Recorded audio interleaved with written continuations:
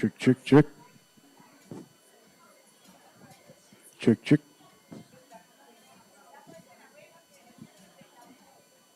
Check, check. Check, check. Check, check.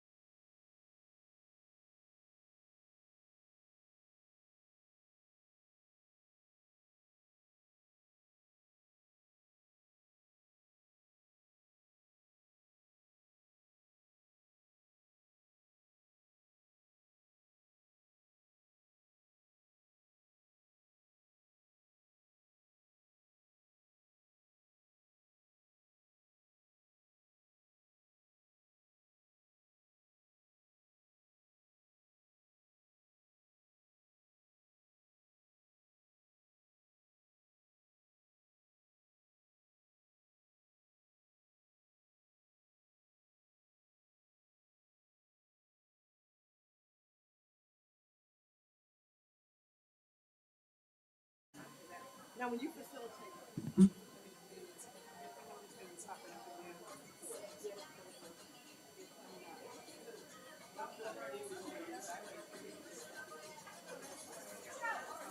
want me to save these for you to sign later? You got 25? Yeah.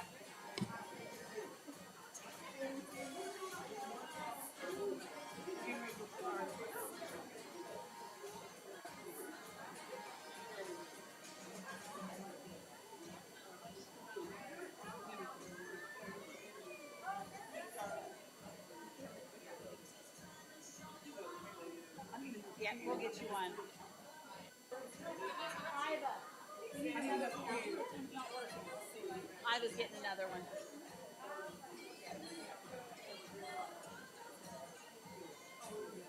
Yeah, we're getting you another pen.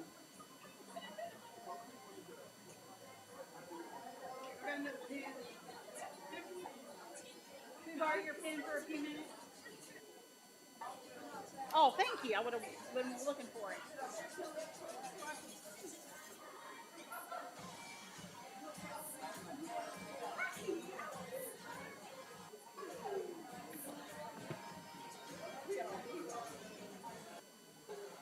We did certificates for panelists and facilitators.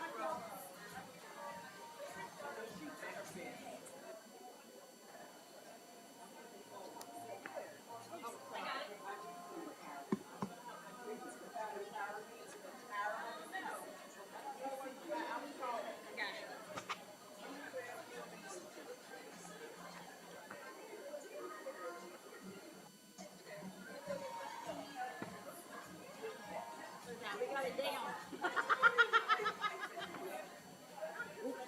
We got a system.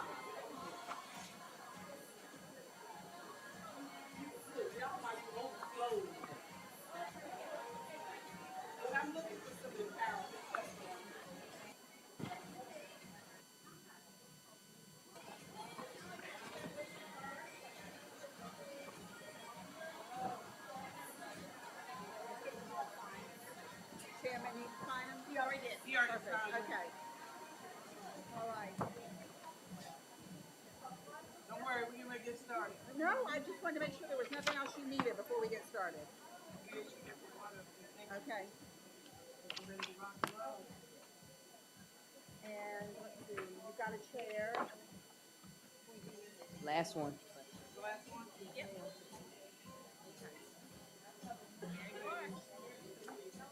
Thank you. We'll slide those in there, Ivan. That way we'll keep them back in the back for you by Chairwoman when you're Okay, I ready. want to make sure. I know the microphone. Make sure everybody.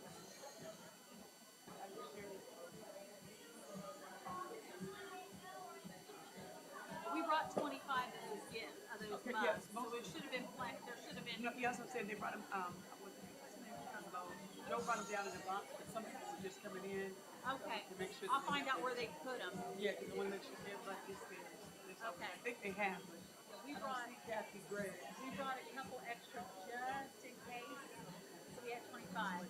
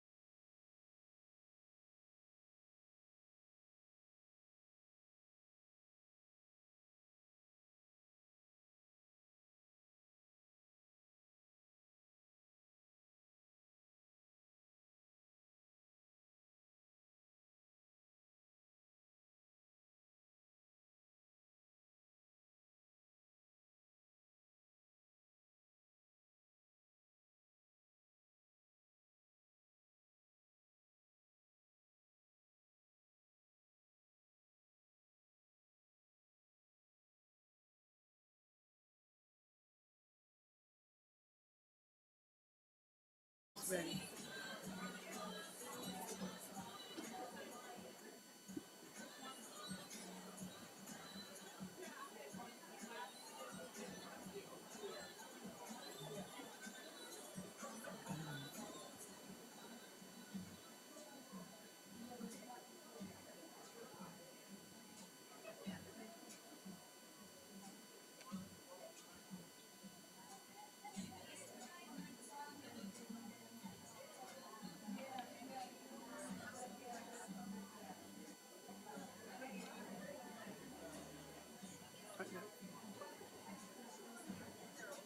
Turn it up.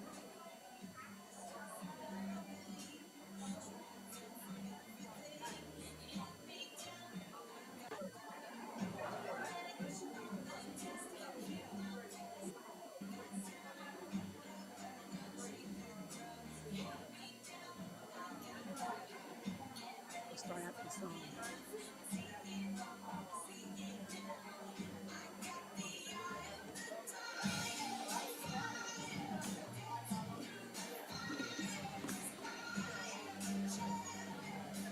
You're gonna hear.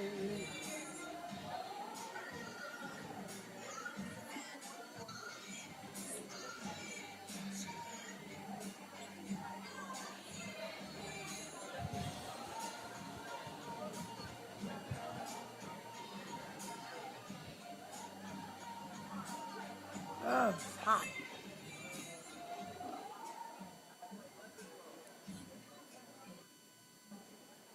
Well, hello, hello, hello. We are getting ready to get started. As the song says, the eye or the tiger. I know I see a lot of ladies out here that definitely look like you have a roar. Welcome, welcome, welcome again.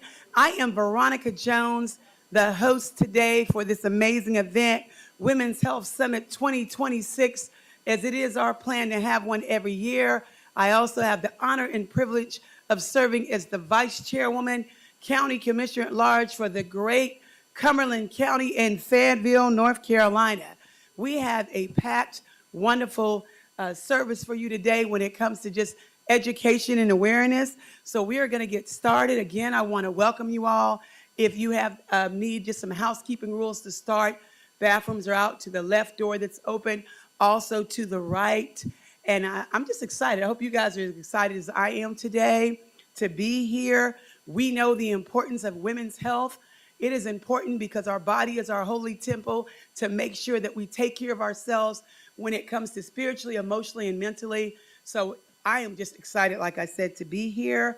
And so let me just say, when I look in the room, I see a lot of mothers, I see a lot of sisters, I see a lot of aunts.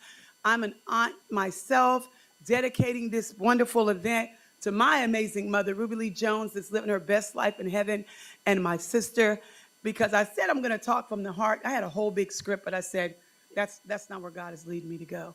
So just know that today we are here as women because you are in a safe space. Let me just put that out there so you can be comfortable to be able to speak freely of your opinions. But we're here today because we must take care of ourselves in order to take care of one another. So today, that is the purpose. And I want you to know that if you're willing to receive, then that means that you will be able to. You just have to be willing. So it is our goal and purpose for when you leave here today, there is something or some things that you will hear that will allow you to have a better quality of life, and that you'll take it to a step further than that. That something that you hear today will allow you not just to hear, but to act on action, to be changed just a little bit, and to be able to pay it forward. When we learn things from wisdom, it's for that purpose, not just to keep it to ourselves, but to make a difference. And that's why this is a collaborative effort. We're here today. It took a lot of people to work. I get the privilege just to be the host, but trust this amazing room, this setup, all of these amazing panelists and facilitators, I could not do this by myself. So with that being said, that is the purpose. Making sure that we educate and awareness the significance and importance. We wear many hats as women. It is okay, as the song says, to celebrate yourself and to celebrate each other, and just for a better quality of life. And I get the privilege to share with you wonderful ladies today doing just that. So I just want to encourage you, be the continuing love and light and wisdom ladies that you are. And if anyone hasn't told you lately, I am here to tell you, you are beautiful and wonderfully made, and there is nothing that you can't do when you believe in yourself. With that being said, before I get on to the first person to bring greetings, some special acknowledgments. We do have some dignitaries with us today. Chairman Kirk Deviere from the Board of Commissioners. I appreciate also, we have some city council members, Miss Councilwoman Brenda McNair from District 7, which is my district. We also have Sean McMillan. He is from District 8, and he's also on the west side. And we also have with us County Manager Clarence Greer. It takes a lot of management and staff. We have some county managers in here as well. I see Assistant Manager Heather Skeens that's in the back. And we have amazing PIO and communications team. So again, just wanted to make sure that they have busy schedules as we all do, took time to come out and be a part of this. And now for the first greeting for the host house, which is the Department of Social Services, we have the lovely Miss Brenda Reed Jackson, the Executive Director for Department of Social Services. Let's give her a warm welcome.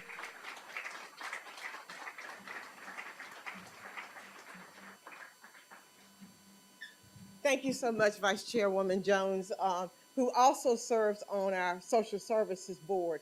So I bring you greetings on behalf of the Cumberland County Social Services Board, as well as the staff and management. We are so excited to host this wonderful event, not only host, but also to partner. I want to acknowledge the Cumberland County Social Services staff. They're dressed in black, and so if you need anything, they're here to support you as well, and we're just excited about it. Just a few housekeeping chores before we get started. We're asking everybody to enter through this door, but please exit to the doors to my right at the back. And the reason for that is when we start the panels, we don't want the doors opening and closing. So if you would do that for us, that would be fantastic. Also, if you need water and snacks, they're further down the way here. Past these petitions, there's snacks and water and those kinds of things. Restrooms.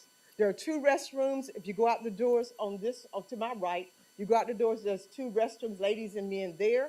If you go outside the information desk, there are 2 restrooms right past the elevators, and the DSS staff at the information table can help you with those directions as well. And so I'm gonna get out of the way. We wanna have fun today, ladies, right? This is all about women, right? All right, women rock, right? All right now. Right, we rock, right? Right? And on most days, we try to rule too, right? When they let us, right? We rule, right? So Commissioner Jones, thank you for inviting us to be a part of this wonderful event. And our doors hang on the hinge of welcome. So welcome. Thank you, Miss Brenda. And you must have snuck up on me. If I would be negligent. I appreciate you coming out, our newly elected to soon to be commissioner. I look forward to serving with Miss Sheila Cuffey. I didn't see you in the corner there, so thank you for joining us. Thank you so much. And now we will have greetings from Chairman Kirk Deviere. It's a privilege to call him chairman, but also a privilege to call him friend on behalf of the Board of Commissioners. Thank you and good afternoon. Come on, I know y'all can be louder than that. Now, hold on. Now, Director Jackson said y'all rule, right? And of course, Sean and I, Councilman McMillan and I are over there like, yeah, we understand that very clearly. So I know y'all can be louder than that. So good afternoon. There you go. That's what I'm talking about. All right. So on behalf of the Board of Commissioners, I just want to welcome everyone here. You could be a lot of different places this afternoon, but it's an important conversation that you wanted to join right here today. And as I was thinking about yesterday about this event and some of the conversations that are going to have in this room, it took me back to I served in the state Senate before I served here. And I looked at some of the panelists and I looked at some of the people in these conversations. And they were conversations we were having at the state level. It's people like Dr. Aziz and Demetria Murphy and Angela Tatum and others, Kathy Greggs, that we were having these types of conversations at the state level and trying to move the needle. But before I talk, I really want to start where the credit belongs and bringing this conversation locally. And so, Vice Chairwoman, thank you for putting this together. You know, she built this agenda, recruited the panelists. It was her vision. She pulled it together with all the panelists you're going to see today. This doesn't happen without leadership and vision. And this is a conversation we have to have locally, especially in our community. And thank you for creating this space. And thank you for helping us impact the people that live in our community. Thank you.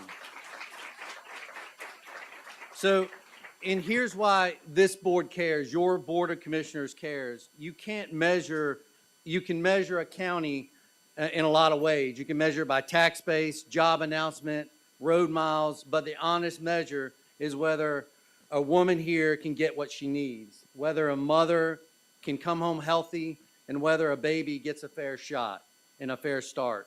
We know the numbers, and I don't need to talk to you about the numbers because you know them and you live them every day. But we know we don't fall evenly across this county. They fall the hardest on the fewest that have the fewest options. That is not just a statistic, it's something that we've got to own, and part of the reason and the vision for this event is to fix it. So I've got one ask for you today. Before you leave, name one thing that you would fix. Not the whole list, just one thing. Say it out loud, say it to the person next to you. And here's my guarantee and my promise to you, or my commitment to you, is that the Vice Chairwoman and I, Vice Chairwoman Jones and I, will carry that back to make sure the full board hears it. And if the barrier is ours at the county level, then we're going to move on it. If it's somewhere else, then we're going to engage them and push them to make the moves that they need to make. Because I will tell you that fixes and impact don't happen from a dais that some of us sit on. They happen in rooms like this, and they happen right in our community. This is about healthy women, healthy babies, strong families, thriving communities. Each one makes the next one possible. Look around the room today before you leave. This is exactly what a can-do community does when we decide to come together and move the needle. Thank you for being here. I look forward to this, and I look forward to the impact that this event will have. Thank you.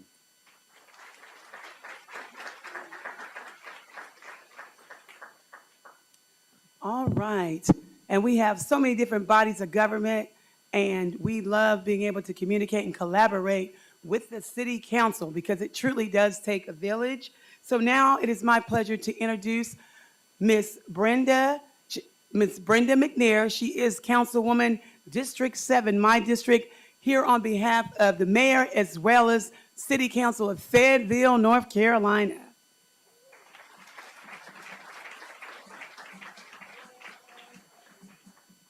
All right, ladies, let's change the tone in the room. Stand to your feet and give yourself a great round of applause. Because you deserve it. You deserve it. I give honor to God on this morning. I want to thank our chairman here, Vice Chair, Veronica Jones, for the invitation. I'm not the mayor, but I want to leave and start with a scripture. That is Psalms 139:14. Praise for being fearfully and wonderfully made, which is your scripture. Also, Isaiah 41:10. God promising to strengthen, help, and uphold you in all that you do. Give yourselves another hand because you are a woman and you must persevere in these times. I'm not Mayor Mitch Colvin, but I bring you greetings. I charged the task this morning to myself to be here. Now, it's an honor to speak on the behalf of the mayor and city council as we gathered at a moment of opportunity and responsibility to ensure progress that is lasting, inclusive, and principled. Our strength comes from our people neighborhoods, families, public servants, small businesses, frontline workers like yourselves, veterans, and students. We also thank our partners at Fort Liberty, local schools, faith communities, and community groups. Your trust guides every decision we make. Fayetteville's future depends on a clear vision and a concrete action. Our agenda rests on four core priorities. One is public safety, which is near to my heart and dear to my heart. Trust, well-being. We support first responders, invest in modern training and technology, and pursue transparent, community-focused policies. Economic vitality and opportunities. Help our businesses grow, attract investments, and prepare a modern workforce, streamline processes, and support entrepreneurs like myself. Housing affordability and vibrant neighborhoods. Ensure safe, quality housing and pursue inclusive strategy protects neighborhoods while welcoming thoughtful growth. Infrastructure, sustainability, and quality of life. Reliable water and streets, parks and culture, advanced sustainability practices, and resilience. Foster healthy and engaged lives. Progress requires partnership, and we appreciate each and every one of you. We will deepen engagement, increase budgeting transparency, and report regularly on how taxpayer dollars are invested. Your input will shape our priorities and pace. We also honor integral roles of Fort Bragg and the military community. We will continue to collaborate for housing, transportation, and quality of life improvement that benefit all residents. Guiding principles, we will listen first, then act. Be accountable, communicate with clarity, and deliver measurable progress with clear timelines. This gathering is a call to action. I invite every resident, business owners, students, visitors to stay engaged, attend meetings, participate in forums, share experiences, and help us uphold the highest standards of service and integrity. On the behalf of Mayor Mitch Colvin and the Fayetteville City Council, thank you for your trust and partnership. We will serve with humility, diligence, and bold, principled leadership to build a safer, stronger, and more inclusive Fayetteville for generations to come. And thank you. This is Councilwoman Brenda McNair speaking on the behalf of Mayor Mitch Colvin and the Fayetteville City Council. Thank you.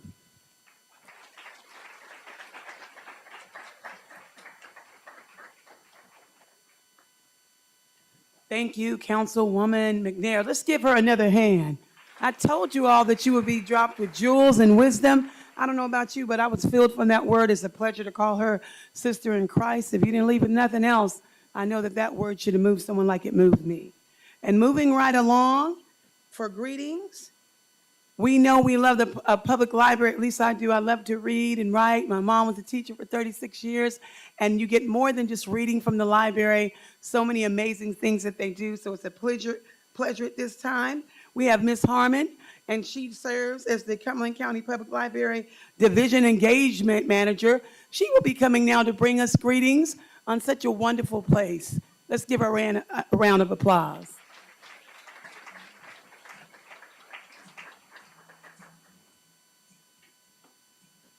Hello, my name is Kanoy Harmon, and I am the Division Manager with Community Engagement with the Cumberland County Public Library. And on behalf of the library and the other panelists here, we want to thank you for inviting us to participate in this summit. So we're honored to join you and participate in the opportunity to connect with community leaders, partners, and those attending. While books remain the heart of what we are, the library is so much more. We are a place that people can get information. We have digital navigators. We have community navigators. We have home delivery services that come out. We are more than a library building. We take the library out to you, and we're going to share that with you when we do the panels. So my welcome is short and sweet, and I just want to thank you for allowing us to be here. Thank you. All right, and we have another final greeting before we start for our main event of panelists. We will allow for our IT communications team to prepare. Dr. Jennifer Green will be joining us visually, so look at the screens. She does serve as the director for the Public Health Department, and as stated earlier, it is my privilege to serve on the Public Health Department Board appointed liaison for the Cumberland County Commissioners, as well as serving on the Department of Social Service Board. Dr. Jennifer Green is phenomenal. She's brought a lot of contribution, her and her team, as well as collaboration with other entities for Cumberland County. So now we will have a word from Dr. Jennifer Green. Good afternoon. My name is Jennifer Green. On behalf of Cumberland County Department of Public Health and the Cumberland County Board of Health, I'd like to welcome you to the Women's Health Summit. Maternal health is one of the key priorities identified in the last community health assessment, and women's health is integral to the work that we do at the health department. At the health department, we provide programs and services for women at every stage of their life. We provide services for women seeking breast and cervical cancer screening. We provide services for those that are seeking to plan their families, and wraparound services for individuals that are pregnant. We support women that are navigating substance use and mental health, including connecting them on their recovery journey to services. We have a workforce that supports women's health services, including social workers, nurses, providers, peer support specialists, community health workers, interpreters, health educators, and many more. This work helps us to advance the health outcomes in our community. During today's panels, you'll hear from our team, and we hope that you connect to the resources that are available in our communities. Please stop by our vendor table. We hope that you'll connect with us and think about opportunities for us to collaborate. We improve health outcomes in a much better and more efficient manner when we work together. Thank you for attending today's summit.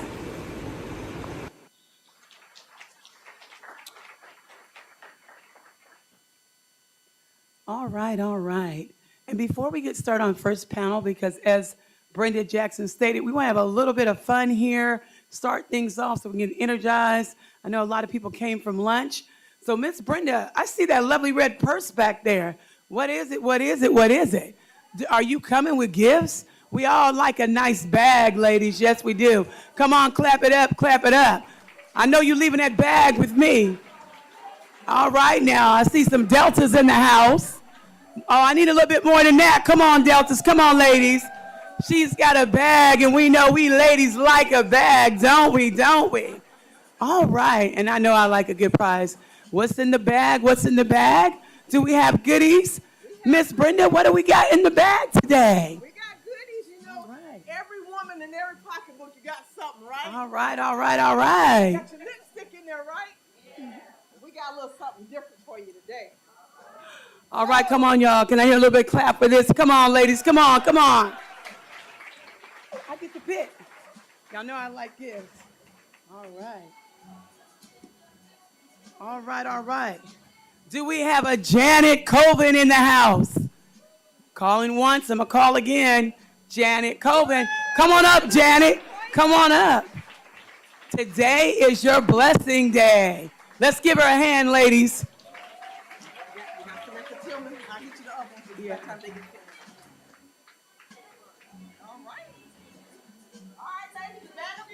All right, one more hand, one more hand. Come on, ladies. All right, and now we are going to get ready for our first panel. As I call these young ladies up, they can take their rightful position. I need for facilitator Samantha to come on up for me, please, for the first panel. If she can come on, let's give her a hand. And then we have on panel one, is going to be talking about mental health and women's general health, Dr. Nevada Aziz. Let's give her a hand, people. Can I get some music, DJ? All right, who is that girl? And the next lady, Dr. Aziz, she serves at Cape Fear, and I'll let the facilitators explain that. Who's that girl next? We have the lovely Tamu Brown with Second Chance. Come on up, come on up. Our lovely therapist in her nice outfit. And who else do we have? None other than Jamaica Hamilton Alexandra, representing the National North Carolina Women's Association of Nurses. Come on up, ladies. DJ, can I hear that music? All right, all right, all right. Well, well, well. We've got some heavy hitters in the house today. They will be discussing mental health and women's general health.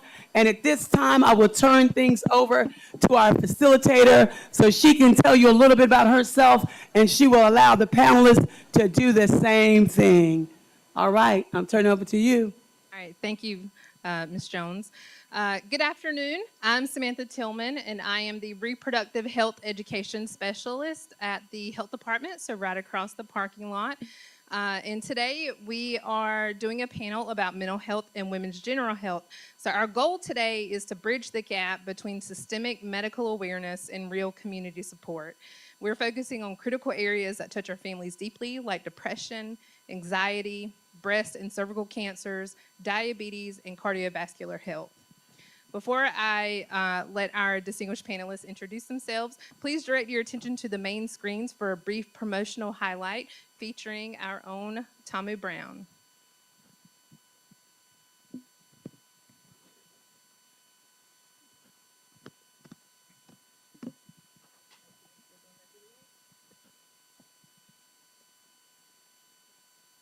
Counseling Services, and I invite you to attend the Women's Health Summit on August 18th.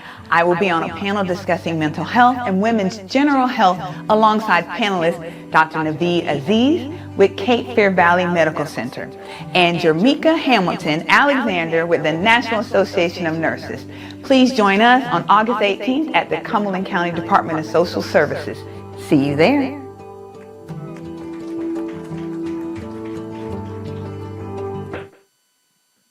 All right, thank you. So please join me in welcoming our panelists.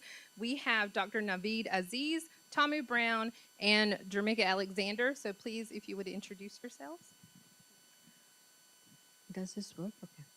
Hello, I'm Dr. Naveed Aziz. I am board certified in internal medicine, and I have my own practice in Spring Lake, but I am on staff at Cape Fear Valley Hospital.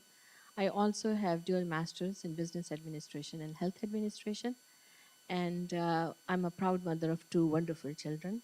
My daughter is an ophthalmologist and my son is an attorney. So I think that I would like to tell everyone that we have to balance our careers and our family lives. Thank you.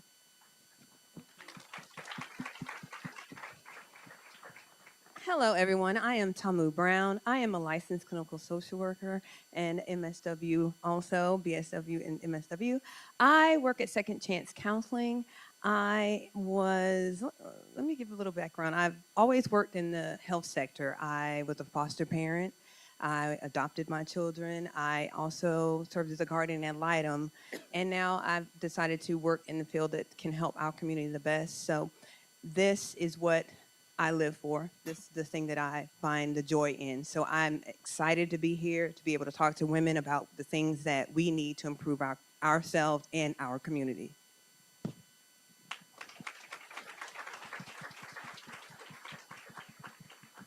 Good afternoon, and definitely welcome to our Women's Health Summit. My name is Jermika Hamilton Alexander. I am a registered nurse. I actually serve on the Board of Health for the Cumberland County Public Health Department. I also am the director at large for the North Carolina Nurses Association. Been a nurse for over 19 years, started off at Cape Fear Valley, which was my humble beginnings. Worked in cardiac surgery ICU, adult ICU, step down, and it allowed me the opportunity to kind of see the needs of Cumberland County. Come with a wealth of experience and a wealth of knowledge, but first and foremost, come to you as a woman of faith and as a mother of four.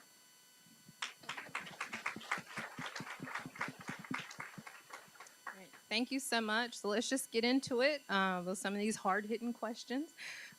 So for lots of women in our community, it seems like high stress levels are just treated as normal. It really doesn't matter what our profession is. It could be teacher, working in healthcare, being a stay-at-home mom. These high stress levels are just with us a lot. So could you tell us what are some of the clinical warning signs that everyday life stress has transformed into clinical anxiety or depression? And what immediate resources exist locally to address this? Well, I'll address that question. I think one of the biggest things, first of all, we seem to miss as acknowledging that we are caregivers, we are mothers, we are working, we are doing all of the things. But what we do sometimes, we seem to forget that stress is not normal. It's normal we experience it, but what we miss is that we continue to experience it further along, and it pushes it along in our lives in different ways. And it does show up in several ways, but one of the key ways that I think we miss is the first initial way. Stress often occurs in exhaustion. We sometimes miss the fact that we're exhausted, and I take a nap and I go to sleep, but when I wake up, I'm still tired. I'm fatigued. I am wore out. No matter how many energy drinks I take, how many walks I go on, all of those things they do to say increase your level, how much water we drink. You know, everybody tells you drink some water, you'll get some energy. It doesn't go away. So one of the key factors that shows up at that time is definitely that. I think another factor we miss, we start to transition over to a change in appetite. We don't catch it. We think, oh, I'm just tired. I didn't eat enough. But really, it's a sign of being overwhelmed. And some of the traditional things that happen with that is we then transition to irritable mood. Our mood changes. We start to pick out and realize, my husband said this, but it really made me mad this time. Normally he could say some things, but then we start to internalize it even more, and we don't have the ability to allow those moments to pass. And then one of the bigger things that happen is we began to shut down. And a lot of times we don't realize that we're shutting down. We operate as a robot. We just go.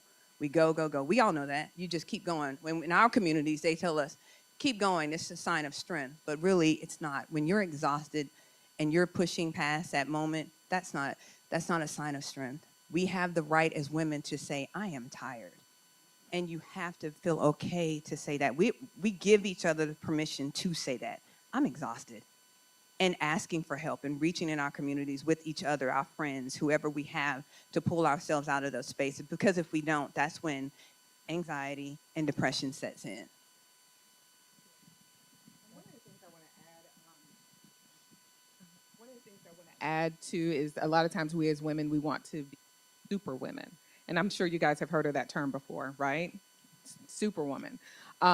So like Tamu mentioned earlier about some of these signs and symptoms, don't ignore them. And I know a lot of times our families want to push upon us to continue to perform or to continue to meet the demands that they have, especially with work. But whenever you start to feel that stress and anxiety and some of those signs and symptoms, please listen to your body. Because if you don't listen to your body, I guarantee you your body is going to tell on you in so many different ways. So I recommend a book called The Let Them Theory by Mel Robbins. It's really, really good. And it will tell you how to set boundaries, how to set limits in order to be able to prevent stress and anxiety. And when this stress, anxiety, depression comes up, what are some immediate resources that exist that our community members could use to address this? Well, I think one of the most important things that, it depends on where your faith is, of course. There are options for you to, of course, reach out to your pastor, people in your churches. A lot of us in our communities, that is a stronghold for us.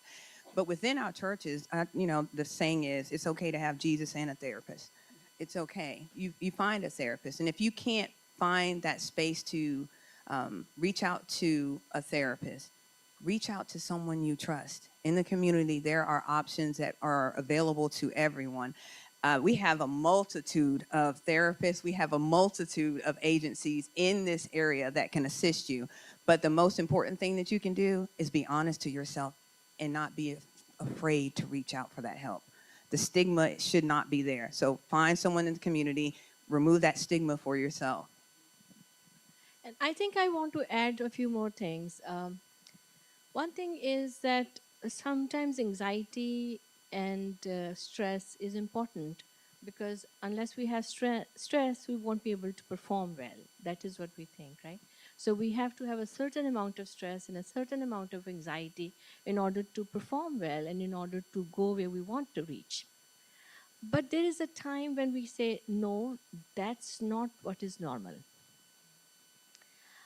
So at workplace, sometimes, you have to be as talented as a man, you have to be as educated as a man, you have to be as accomplished as a man, but you have half the pay of them, and your careers are not as good as theirs, because there is a discrepancy between men and women in our society. So our lawmakers have to make some adjustments for us. We have to have we cannot be at home unpaid workers and go to work and get half pay compared to men. So our lawmakers have to make daycare centers for us so that we don't have to choose between our careers and taking care of our children. So I would urge, our lawmakers to look at us as human beings. And when we say, oh, stress is, taken normally for women, yes, it is, but it's very unfortunate. It shouldn't be. And then a time comes when we say, oh, we have headache, oh, we get mad, sometimes we get anxious, sometimes we get angry, and then we are angry women. They don't realize that, we are also human beings. And as far as we are concerned, I think we need to really focus on balancing our lives, our careers, and our everyday life. We cannot be superwomen. We cannot be superhuman beings. We have to learn to balance. And that is how we will keep our sanity. So if you start feeling, if you start feeling that you are getting obese, or if you start feeling that you are not eating right, or you are eating overeating, or you are undereating, or you are oversleeping, or you are undersleeping, or you're getting angry at just anything, or you're just too isolated and don't even want to get up and move, or you are losing your hobbies, the ones you were really wanted to do and now you don't care, and you don't want to go to the church, and you don't want to dress up, and you don't want to go and meet friends, then you are depressed. And then you have anxiety. And you need to learn that this is happening to you. And your family members should also realize that we need to give some space to her. And we need to just not only train our daughters, but we have to train our sons as to how to take care of their wives and their daughters. So that is very important. Thank you. And sometimes we see that this depression, this anxiety, this wanting to be superwoman, we put ourselves on the back burner. And statistics in Cumberland County shows us that we have a gap in early preventative health screenings. So, what are the current actionable recommendations for breast and cervical cancer screenings? Well, I can take that. So for breast cancer, there are multiple suggestions, okay? And it depends on what the insurance companies want to pay. So Medicare says that from 40 to 74 years of age, you should be getting mammogram every 2 years. But they would pay even if we do every year, but they recommend doing every 2 years, or at least every 2 years. Um, but the American Cancer Society says that at least between the age of 45 to 54, it has to be every year. And if there is a dense breast, then you should also get an MRI, which most of the insurance companies won't pay. But that is the recommendation, okay? And for pap smears, between the ages of 21 and 65. So between 21 to 30, it should be pap smear every 3 years. And between 30 to 65, it should be HPV and pap smear or just HPV every 5 years. That is the recommendation. Now, if you have any insurance and it is a screening test, pap smear and mammograms, both of them are screening. So that is free of cost. You do not have to pay any copayment, or you do not have to pay any deductibles because it's a screening test. But if you don't have any insurance, then what do you do? So again, I am a big advocate of Medicare for all, but that is not going to happen in near future. So for the time being, what do we do? So we have health departments. We need to look at that. The Planned Parenthood, luckily, this July, they also again started getting funding from the government, which our dear Trump had stopped for the last 1 year. But now starting from July of 2026, that has they are getting funding. So they will do your pap smears if you go there. Then there is an organization which is called BCCP, which is the Breast Cancer and Cervical Cancer Prevention Program. You can also reach out to them. There are federally funded facilities which should do your pap smears. But also, I think the hospitals can do the mobile clinics, mobile mammograms. They should go to the remote areas, because not only do you have the problem, that you cannot afford, but maybe you don't have transportation. So you should reach to them, because prevention is always better than cure. And for the BCCP, as I mentioned, they have, if you are between 40 to 64 years of age, and you are 250% poverty level, then they would take care of you. And what is 250% poverty level? That is $39,900 per year for one person, and $82,500 for a family of 4. So does it make some sense? Thank you. And one of the things I want to add as well is make sure that you know your history, especially your family history. If you have family members, like for example, your mother or your father, who have history of breast cancer or cervical cancer, please make sure that you are screened earlier than the ages that Dr. Aziz provided. So it's very important that you talk to your healthcare provider about, your family history. I know that a lot of times, after COVID, when the pandemic happened, there was a lot of trust that was lost in healthcare. And we are, unfortunately trying to rebuild some of that trust. And that's fine. We'll earn the trust if we continue to do right by our patients. But nevertheless, please make sure that you share with your healthcare providers about any family history of cancer. And one more very important thing is that we should do our own breast examinations. And that is not very difficult. You can ask your primary care doctor to teach you how to do that. And every day when you're in shower, you can examine yourself. Thank you so much. I was also going to ask about what our residents of the county can do if they are uninsured or underinsured. So thank you so much for talking about what those residents can do. So moving on, talking about a little bit of maternal health. So in Cumberland County, we have lots of chronic conditions that our moms are dealing with: hypertension, heart disease, diabetes, and those really can affect our maternal health outcomes. So, how do these conditions interact with a woman's reproductive and long-term mental health? So one of the things I want to say is you can't distinguish heart disease, diabetes, stroke from maternal health. They're one and the same, meaning that if you have those conditions, they will affect your maternal health. So it's very important that you know your history beforehand. If you have a history of hypertension, unfortunately, being pregnant or having a baby can magnify that, almost like a stress test.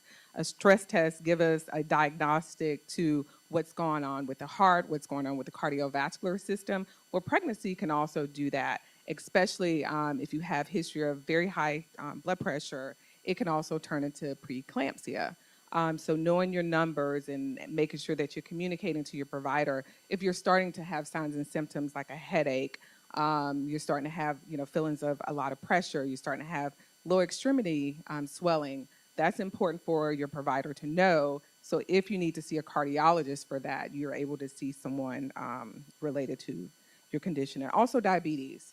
So if you are diagnosed, say, with gestational diabetes, and that's, some elderly say, high sugars. So if you have high numbers, make sure that you are in communication with your provider, because you can actually end up with diabetes if you are diagnosed with gestational diabetes. So be very preventative. You can also walk if you're pregnant. You can also make sure that you utilize all the tools and resources that you provided. Now, I know that a lot of people like to go to ChatGPT. Raise your hand if you like chat. I call it my Bruce. So there are open AI that is available to you. However, make sure that you are still in communication with your provider, because unfortunately, sometimes the AI can give you misinformation. I know I was watching today's show a few weeks ago, and they had Chat GPT Health on the screen. And one of the audience participants had took a picture of a rash that she actually had covered her arm with a marker. Guess what? ChatGPT said it was a rash, it was a bug bite, and they gave her misinformation. So please make sure if you're researching the web, if you're researching AI, that you're following up with your healthcare provider about what you're finding. And I want to give, in part of the mental health side, do you know the highest number, what sex deals with autoimmune disease the most? Women. Because we internalize all of this, we internalize all of the stressors, and we do not get the help. We continually say, oh, it's just this, it's just this. And if you do not get the screening, and the reason I can speak to this, the personal information, I have an autoimmune disease. I had no idea I had it. I thought it was, oh, I'm pushing through. I need to keep doing what I'm doing. Oh, I'm just not doing enough. Oh, let me eat, let me sleep. I've missed all of the signs. And actually, some of my doctors missed it. But it took actually me visiting an internal medicine doctor who caught it. So sometimes those things that you experience, it's not just tired. It's not just that. So you have to take care of your health. You have to do that for you and your family. But with that being said, with those chronic conditions that sometimes we suffer with, that can drastically affect your mental health. We discount it quite a bit and say, oh, I'm tired, but not recognizing that that is what's causing your anxiety, your depression, all of these things is because your medical side, that physical side is not being taken care of. So make sure, listen to your body, because it can internalize into something else. And I would just add a little bit more. It is not just during pregnancy that we need to care. It is before pregnancy and in between the pregnancies. That is when we have to take care of our bodies, so that during pregnancy, we are able to take the stress. So if you have hypertension, what happens? The blood supply to the placenta goes very low, and you will have babies who are underweight, and you can have pregnancies which can be dangerous. And similarly, if you have diabetes, you can have overweight babies and you can have more C-sections. And so before pregnancy, in between pregnancies, that is the time when we need to take care of ourselves much more. Thank you so much. Really appreciate everything that you all have said about women's mental health, women's general health. So thank you to Dr. Aziz, Tommy Brown, and Jamaica Alexander. Please give them a round of applause. And Miss Samantha, right before they leave, if they want to just give us one word they want to leave with the audience, and then you all can exit. Yes, so one thing you would like to leave for the audience today. I'll start. You know what? The twins, give yourself some grace and mercy. Give yourself grace and mercy as women. A lot of times we don't do that. We push, but the twins always should show up, grace and mercy.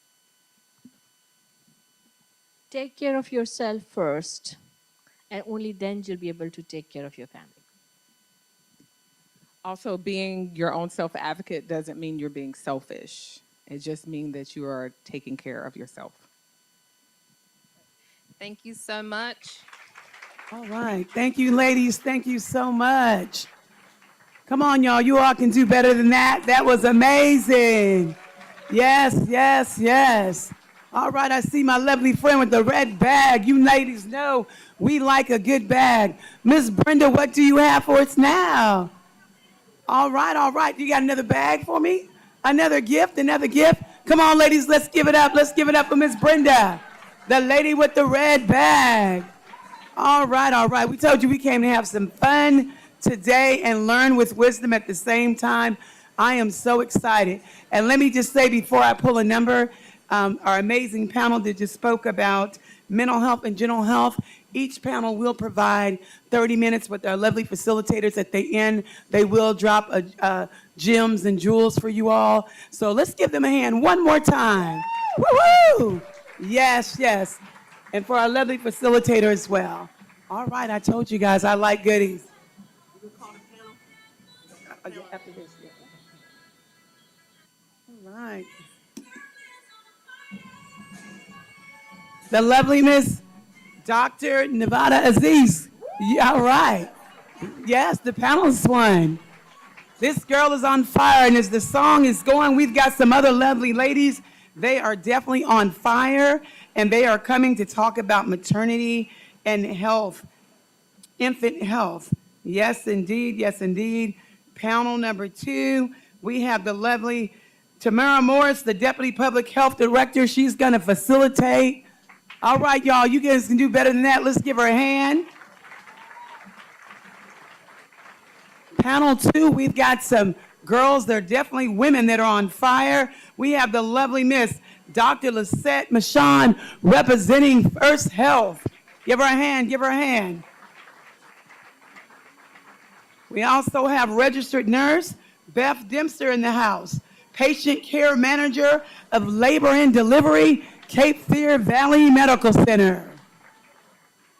And then we have the lovely looking like Alicia Keys. Let's give her a hand. Give her a hand. Ms. Shadahara Bea, CEO Director of Operations, Divine Doula Goddess. All right, let's give them a hand, ladies. And now I will be turning things over. And again, ladies, we look forward to your session and dropping jewels at the end. And I will be turning it over to the lovely facilitator, Tamara Morris, Deputy Public Health Director, and she will tell you a little bit about herself, and the ladies will do the same. Good afternoon, everyone. Hey, girl, hey. All right. I just wanted to make sure I had matching energy in the room. Welcome, y'all, to panel 2 from the Women's Health Summit. As Vice Chairwoman Jones mentioned, I'm Tamara Morris. I am the Deputy Health Director for our Public Health Department just across the parking lot, and I'm excited to be here with you all today to talk about a very important aspect of maternity, women's health, and connecting with you all to provide some educational information. Before we begin our conversation about personal journeys and navigating all spectrums of perinatal health, we're going to see the highlight that we had here in the room. This was our promotional spotlight from Beth Dempster and Shatera Het Harube this cycle, so our promotional video will play. Labor and Delivery at Cape Fear Valley. I invite you to attend the Women's Health Summit on August 18th. I will be on a panel discussing maternity and infant health alongside panelists Dr. Lisette Machin of First Health and Shatira of Divine Doula Goddess. Please join us on August 18th at Cumberland County Department of Social Services. See you there.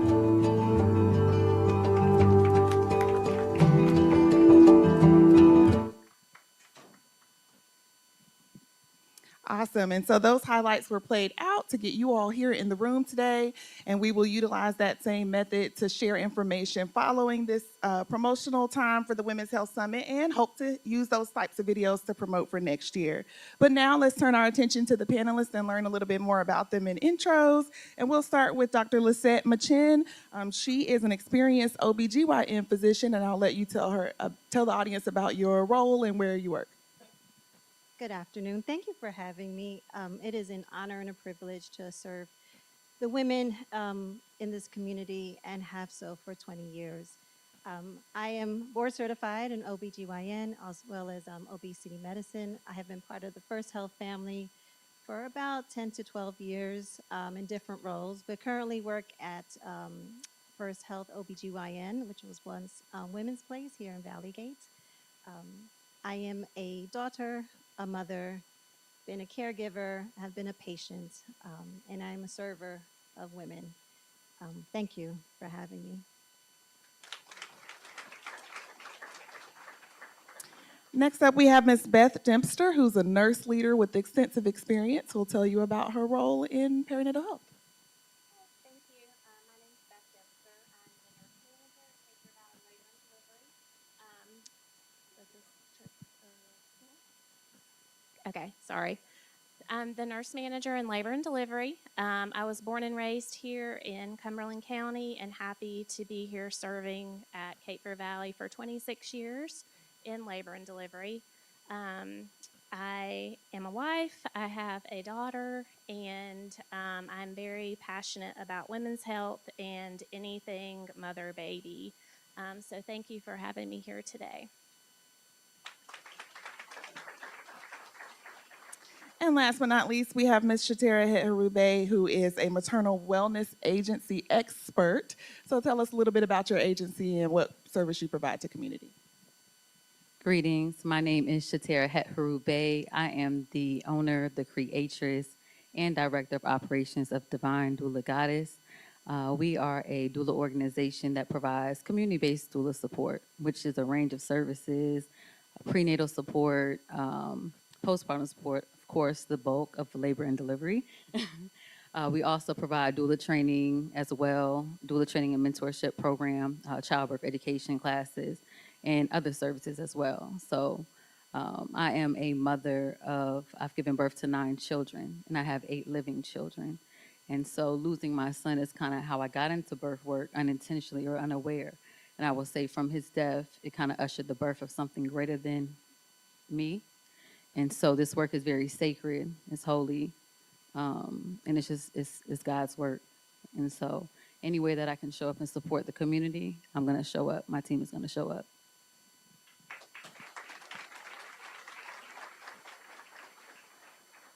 All right, thank you to each of our panelists for being here, for bringing your experience, expertise, and perspective to this important conversation. So we're going to talk about maternity and infant health and how it's much more than what happens in the delivery room. From preparing for pregnancy, navigating infertility, the birthing experience, postpartum, and recovery, that perinatal spectrum and care ensures that both mother and baby have the support that they need to live and thrive. So we'll talk a little bit about that today. I've got my timer so I can be obedient and stay within our 30 minutes. So just to get us started with our first question, and I'll keep this broad question for all of you. The postpartum phase is a critical window, often referred to as the 4th trimester. Yet many mothers experience a drop-off in supportive care after delivery. What are the clinical and emotional milestones that require strict monitoring during this period, and how can family members best support a mother's recovery? And we'll get each of your perspectives. Well, go ahead. I would say really just once you're home, that's when you're tired, that's when you need the most support with a newborn from your family or friends. So we closely monitor patients for postpartum depression before they leave the hospital, at their prenatal follow-up appointments, pediatrician appointments. So it's really important that patients know warning signs and what to report back once they're home, so they can stay safe. And it's also important that we educate the families and their support people as well, so they can help look out for them during these times. I wanted to add, for 20 years, I was trained to understand the signs of preeclampsia postpartum or bleeding issues, but there are two things I've learned that I cannot prescribe, and that is sleep, and the other is transportation. Um, and so those are things I face because I can't bring her back into my office every week, and where you feel your hands are bound.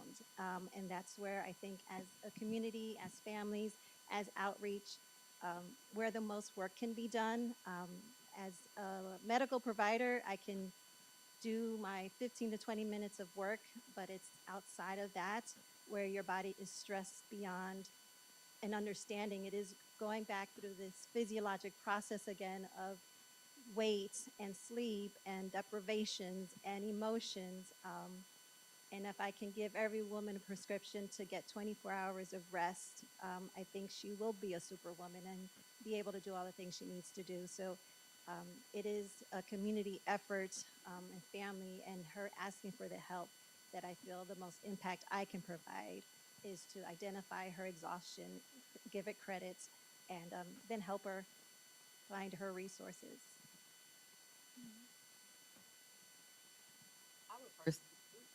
I would say one of the most beneficial parts of being a doula is being able to consistently still be in contact with that mother that just gave birth. And so a lot of times they're at the hospital, they have clinical support, the nurses are able to see what's going on while they're still admitted. But then it's this big gap from the time that they're discharged until they go to that 6-week follow-up. And so, as a trained and professional doula, we're able to still be in contact with them, see what their emotional support is like, check in with their mental health, also see what's going on. Like she mentioned, rest. Are they actually resting? Can we come over and assist and help with the baby so that way you can get some rest? Can we also help prepare the partner so that way they're prepared to suggest rest, help them to get nutritious foods as well? And another thing, as far as with postpartum, they feel safe with us. They may get an Edinburgh postpartum sheet at the hospital, and they may not be truthful and honest about how they're really feeling mentally. But then they're talking to their doula and they're saying, girl, this is a lot. This is heavy. I need help. I'm stressed out and I don't know what to do. And so we be like, girl, we can just come bring you some food. We can help. You want to go for a walk? Let's talk about this. And then we also know many different community resources. So we connect them with different providers that can assist them in the event, like, okay, if they're not comfortable enough to just go and say, hey, I would like to speak with a therapist, or I need to speak with someone on a clinical level that can get me support. There's also virtual support groups if they don't want to meet with somebody in person. And so knowing what other resources are out here in the community, we're able to connect those dots. And so they feel very safe with us. We've connected and been able to provide a relationship where they trust us, and not saying that they don't always trust their care providers, but again, we're regaining that relationship. And so the doula is more consistent. We're with them throughout the entire pregnancy, labor and delivery, and postpartum. And so we feel like family, really. And so it's bringing back that same village mentality. And so also, like a great Black midwife, Mama Shafia Monroe, she has the theory of mothering the mother. How do we mother the mom? Everybody's here to hold the baby, but who's holding the mom, right? Everybody wants to come over and hold the baby. So now the mom has to feel like, oh, let me clean up, let me straighten up, let me make sure my house doesn't look messy. She shouldn't be doing all of that. She should be resting. So how can we show up for her and take her a meal? Or who can come over and wash the dishes, not hold the baby, so that way mom is postpartum and getting up and taking care of, different household chores and things of that nature. But how can we show up to lighten her load? And so we pre-plan that in their pregnancy, and we come up with a postpartum plan. So that way, once they deliver, everybody has a role. What's dad doing? What's grandma doing if she's coming to help? What's the friends doing? Like, how can we pour into her to make sure she's well and whole as she's continuing to heal postpartum? I love that. Lots of gems. I brought my pen so I can write my notes. What I'm hearing is that there needs to be balance and care for ourselves. And so, not in a prenatal journey myself, but if you do find a way to write that prescription for sleep, I'll take it.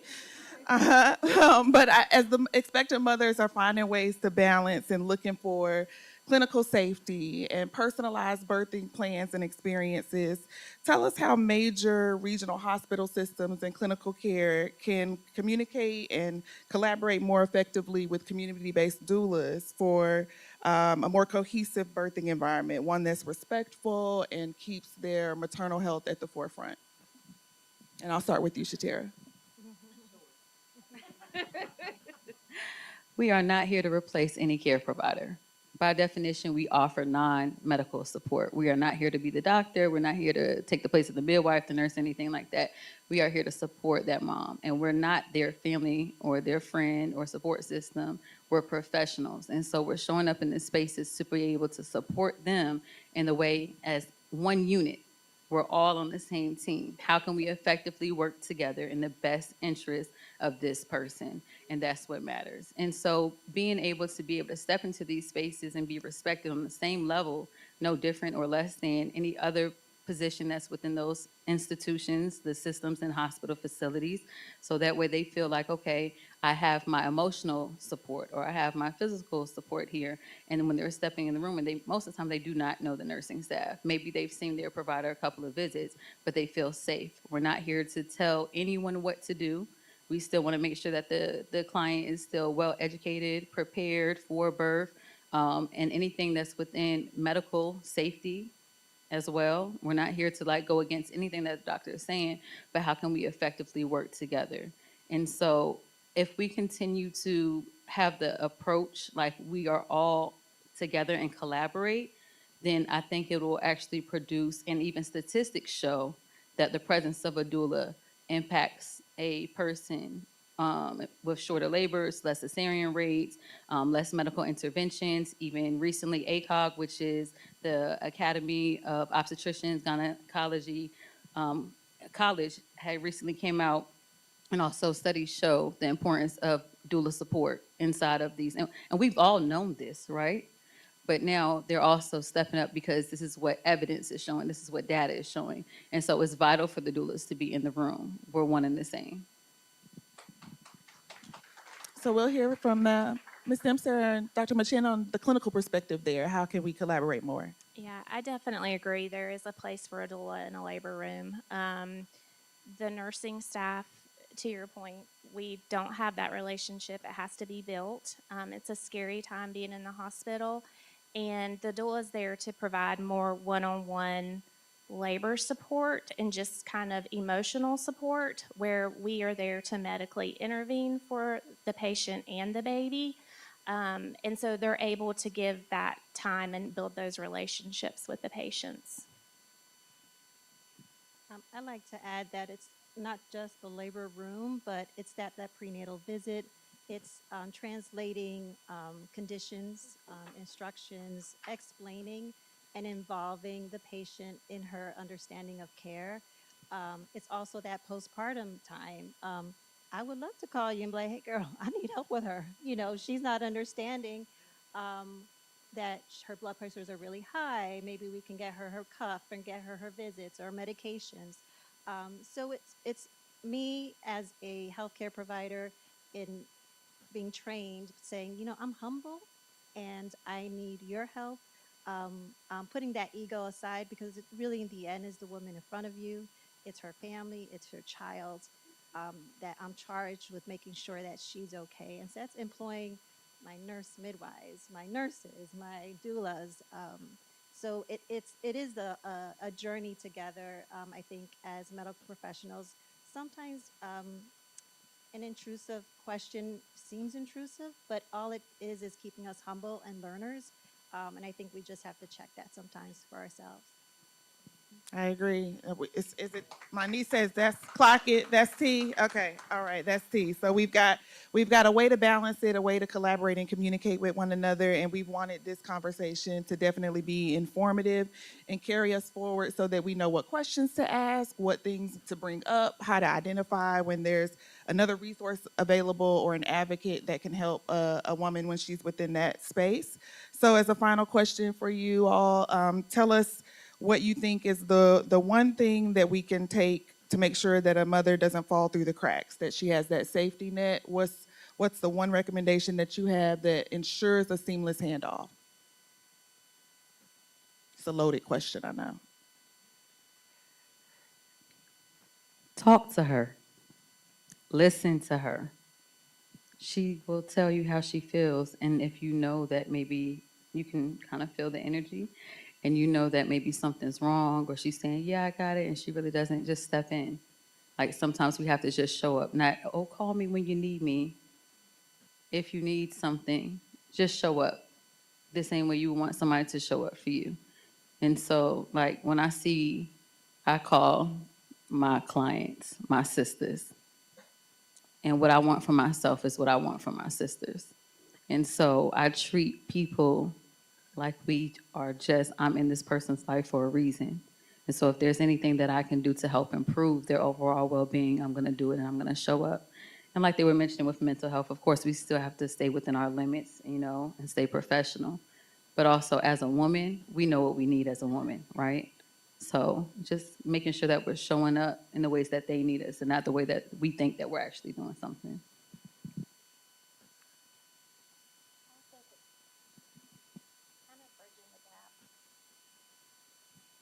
Can you hear me? Okay, sorry.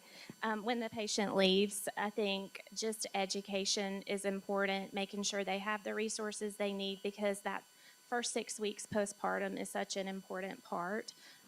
We actually have an initiative, I Gave Birth initiative, that each patient is discharged with I brought it to show, just kind of a turquoise armband. So if you see a patient wearing this, you know that they've given birth within the last 6 weeks.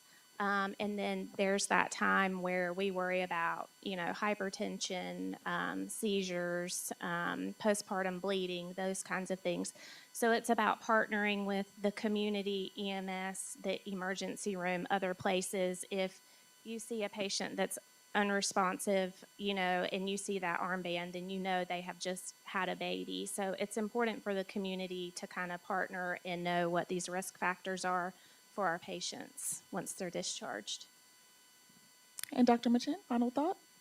I would say listen, but listen to your own thoughts as well. When you walk in a room, I kind of take in the patient. I see what's happening. I give her the opportunity to talk about something other than what she came in for. And that's when you start peeling away at the layers of what's really happening, and you can get to the root cause of what are her barriers, and just being humble. I mean, I think I have an advantage as a woman, to relate at that level. Not that my male counterparts can't, but we have a shared experience, and so being as human as she is in front of her is emboldens her to share.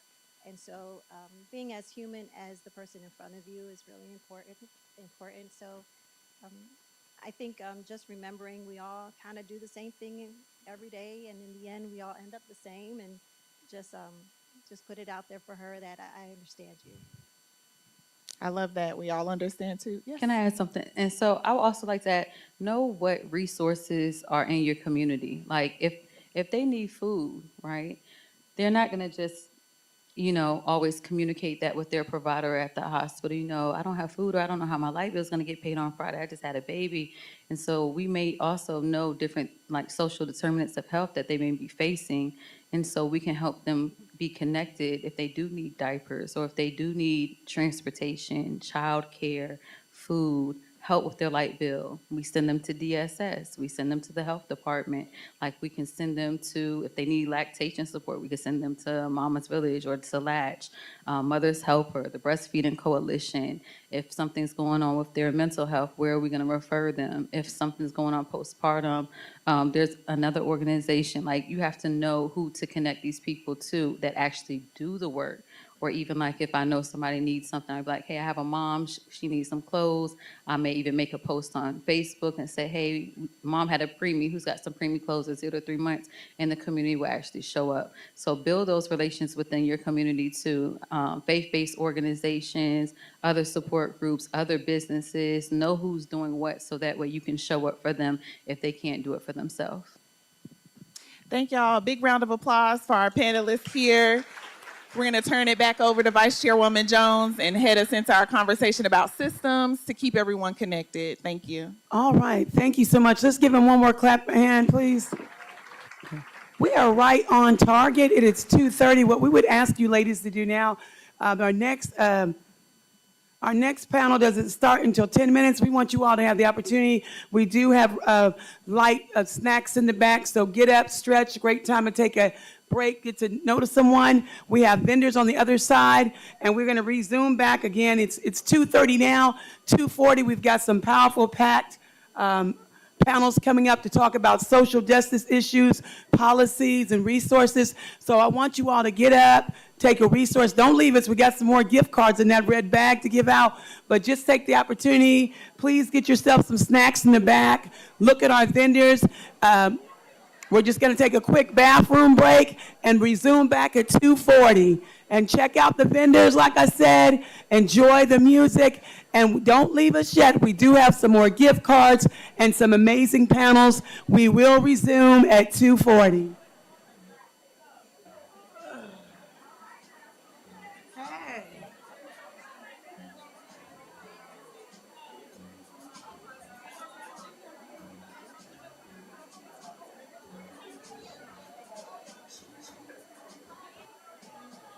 Make sure to get some snacks in the back. Look at our vendors.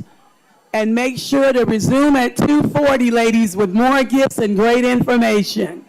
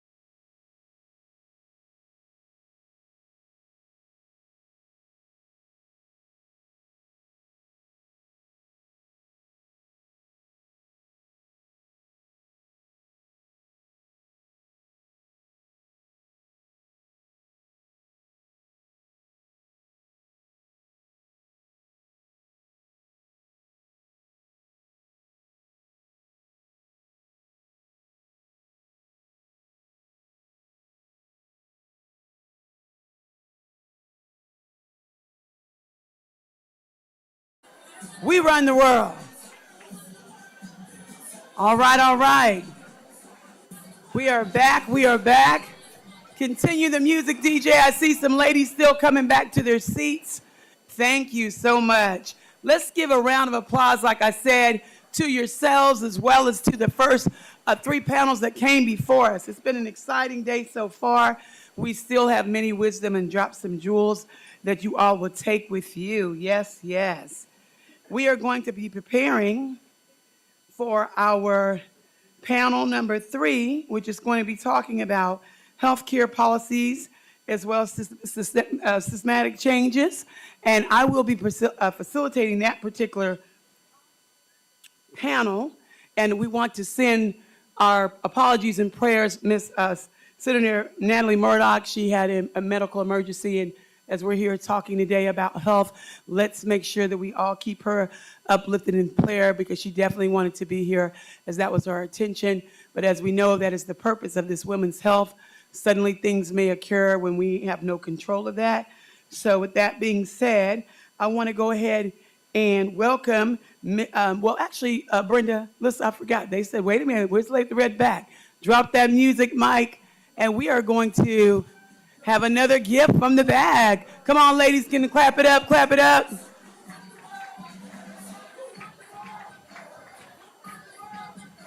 Who runs the world? I can't hear you. Who runs the world? Girls. Who runs the world? Let me hear you say it, ladies. Who runs the world? Girls. Oh, I didn't hear you say it loud enough. One more time. Who runs the world? Who runs the world? Who runs the world? All right, all right. Clap it up, clap it up.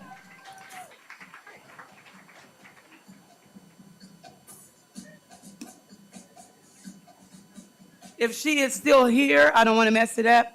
Krishonda Ham, Chrishonda Ham. All right, clap it up, clap it up. She runs the world. All right. DJ, one more time as we get ready to go to the stage. Who runs the world? Who runs the world? Who runs the world? All right, all right. And I'm also going to have the lovely Dominique Hall. We're going to give Brenda, Miss Jackson, an opportunity to come to the stage. And then we also have joining us Angela Malloy, if I can get you to come to the stage. All right, who's that girl? Who's that girl? Let me hear that music, DJ. Clap it up, ladies, clap it up. The vice chair is having a great time, and I can feel the energy, and I hope you're having a great time too.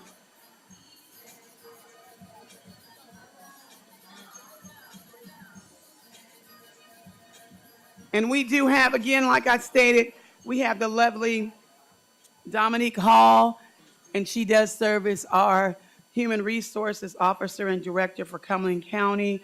We have the lovely Angela Malloy. We thank you for being available to sit on 2 panels, as you're an expert in a lot of different areas. And we also have, give it up for all these ladies and our host today, along with us here at Cumberland County for this beautiful facility, Executive Director of Department of Social Services, Brenda Jackson. And I'm gonna make my way over there as I'm going to facilitate this particular panel. You all just give me one moment. Music can continue.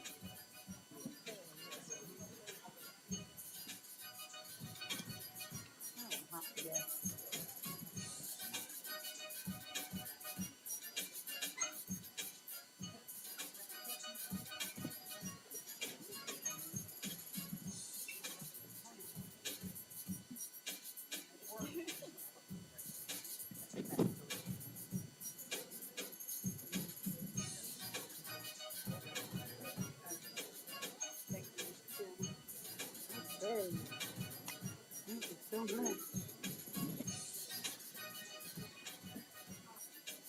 All right, ladies.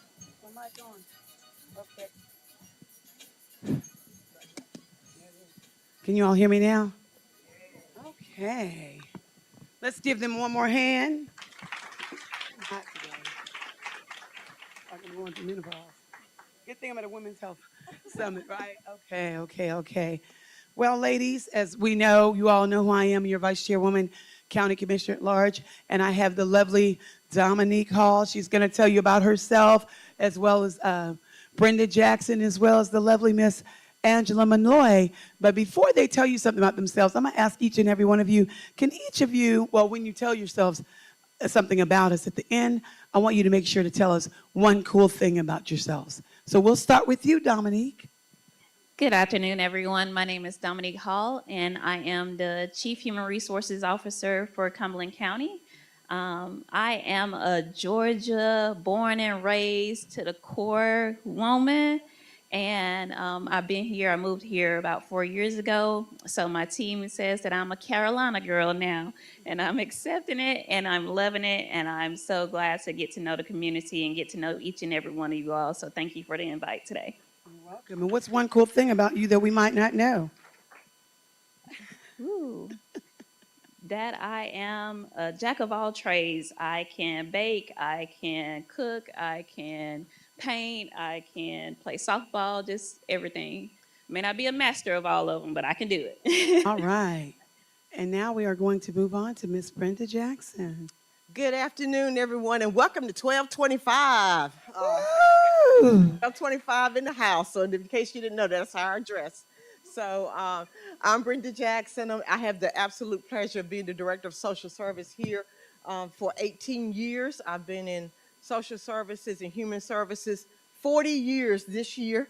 Of those 40 years, 38 actually working for Department of Social Services at the state and county level. It's an honor, it's a pleasure to be with you and to have you all here with us as we provide and support maternal health through our programs. One interesting thing about me? Yes. Okay, so my husband and I were born the same month, same day, same year. He's only older than me by a few hours. Everybody always asks who's the oldest, and of course he steps up and I say, you were born a little after midnight and I was born 3 in the afternoon. And then we decided to get married on our birthday, if that wasn't enough. And so we will celebrate our 40th wedding anniversary on September the 4th. All right. And I still love him. And now we have the lovely Angela Malloy. Tatum. Angela Tatum. Yes. Angela. Hello, everyone. I am the founder and director of Mama's Village Fayetteville. I'm also the co-doula lead for a UNC research project called A Cure for Moms.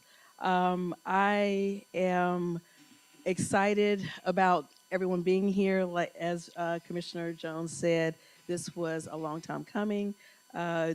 Right now, currently, I am waiting on my 11th grandchild any day now. I've been able to be blessed to be at all 10 births. What makes this one a little extra special is she will be giving birth in my home. So I'm excited about that. One interesting fact about me is I used to play the violin for about 14, 15 years, and I was in the first Miss FSU pageant, and I won the talent competition playing a Tchaikovsky piece. Thank you so much. And one thing about Angela, I was sharing with, we had a reception for our panelists and also our facilitators earlier, and I was sharing with everybody, make sure to know that when you have a vision that it might take a while, but it will come to pass. She and I, just two girls sitting and talking at the Cumberland County Library 2 years ago, we really were talking about, we need to get our resources all together. And I was like, well, it'd be nice if we, do something together and have a big, large, event such as this. And her schedule was busy and so was mine. But at the end of the day, things manifested where we ended up getting back together. So I want to thank her for that conversation and not forgetting, because we did truly discuss it together. And sometimes, it does take a village. A lot of people were involved with putting this together, but I would encourage you that delay does not mean denial. So when you connect with other people with their gifts and talents, and you just, be mindful to let God lead, that the right time will come, and great things like today will definitely happen, because it took a lot of people to make this happen. So And just I want wanted to to add, tell that cool you point. keep forgetting that we put 5+ hours that day into sitting down and getting that thing. So what I love is that Commissioner Jones, like she said, when she does sit down, the dedication, I was amazed. Like after hour 1, hour 2, I'm like, she's still going. So thank you for letting me be a part of the beginning of this. Thank you. And now we're going to, as it was, I do believe Tamara said, let's just get into it. The question number one, ladies, I have, and what I'd like to do is I'm going to start with you, Angela, and then I'm going to speak to you next. We're going to go from the end coming up. Question number one, House Bill 725, which is the North Carolina Momonibus, Mominibus, yes, I don't want to incorrectly pronounce that, Momonibus Act, represents a historic step toward eliminating maternal mortality disparities. From a legislative perspective, what are the primary funding priorities within this bill? And locally, how will our social and public health infrastructure transform to deploy these funds effectively? I know that's a loaded question. It is. It's a lot, but I'm going to make it real short and sweet. The Momnibus Act, which incorporates a lot of initiatives kind of compiled under one act to address maternal health disparities. Some of the pieces that I think is going to be instrumental into bringing back to Cumberland County and that I've had experience with through the Cure for Mom project is the implicit bias training and also lactation training, which will tie in with the next topic. The reason I've been able to see this done really well, and the reason why the focus on implicit bias training is important is because it allows providers to sit down with community doulas or whoever is facilitating and really coming at a table. We create a brave space. You have to come and be prepared to be comfortable with getting uncomfortable. That is very key.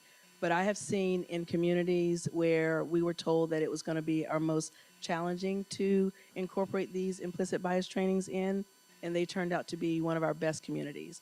And what it did was it gave an opportunity. What we don't realize is a lot of us are sitting waiting to have the conversations, just not knowing how to have them, and also how to move through when the uncomfortable part is brought up. So I think that's important. Another piece that is included in the Momnibus is the lactation training that is providing funds for programs at our HBCUs, like the one at A&T. They just got through having their wonderful conference last week. My lactation student was able to, Tiara, was able to go to it and enjoy that conference.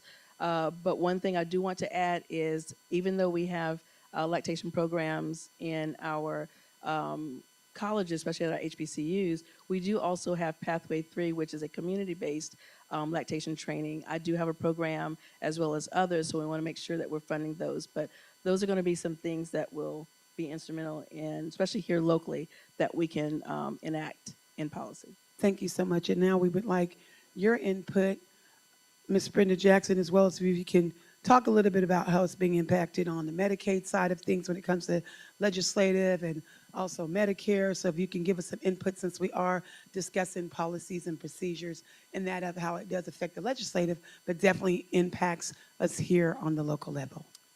So what we have facing us at the federal level is House Resolution 1, often called the One Big Beautiful Bill. And in that legislation, it really impacts two major programs.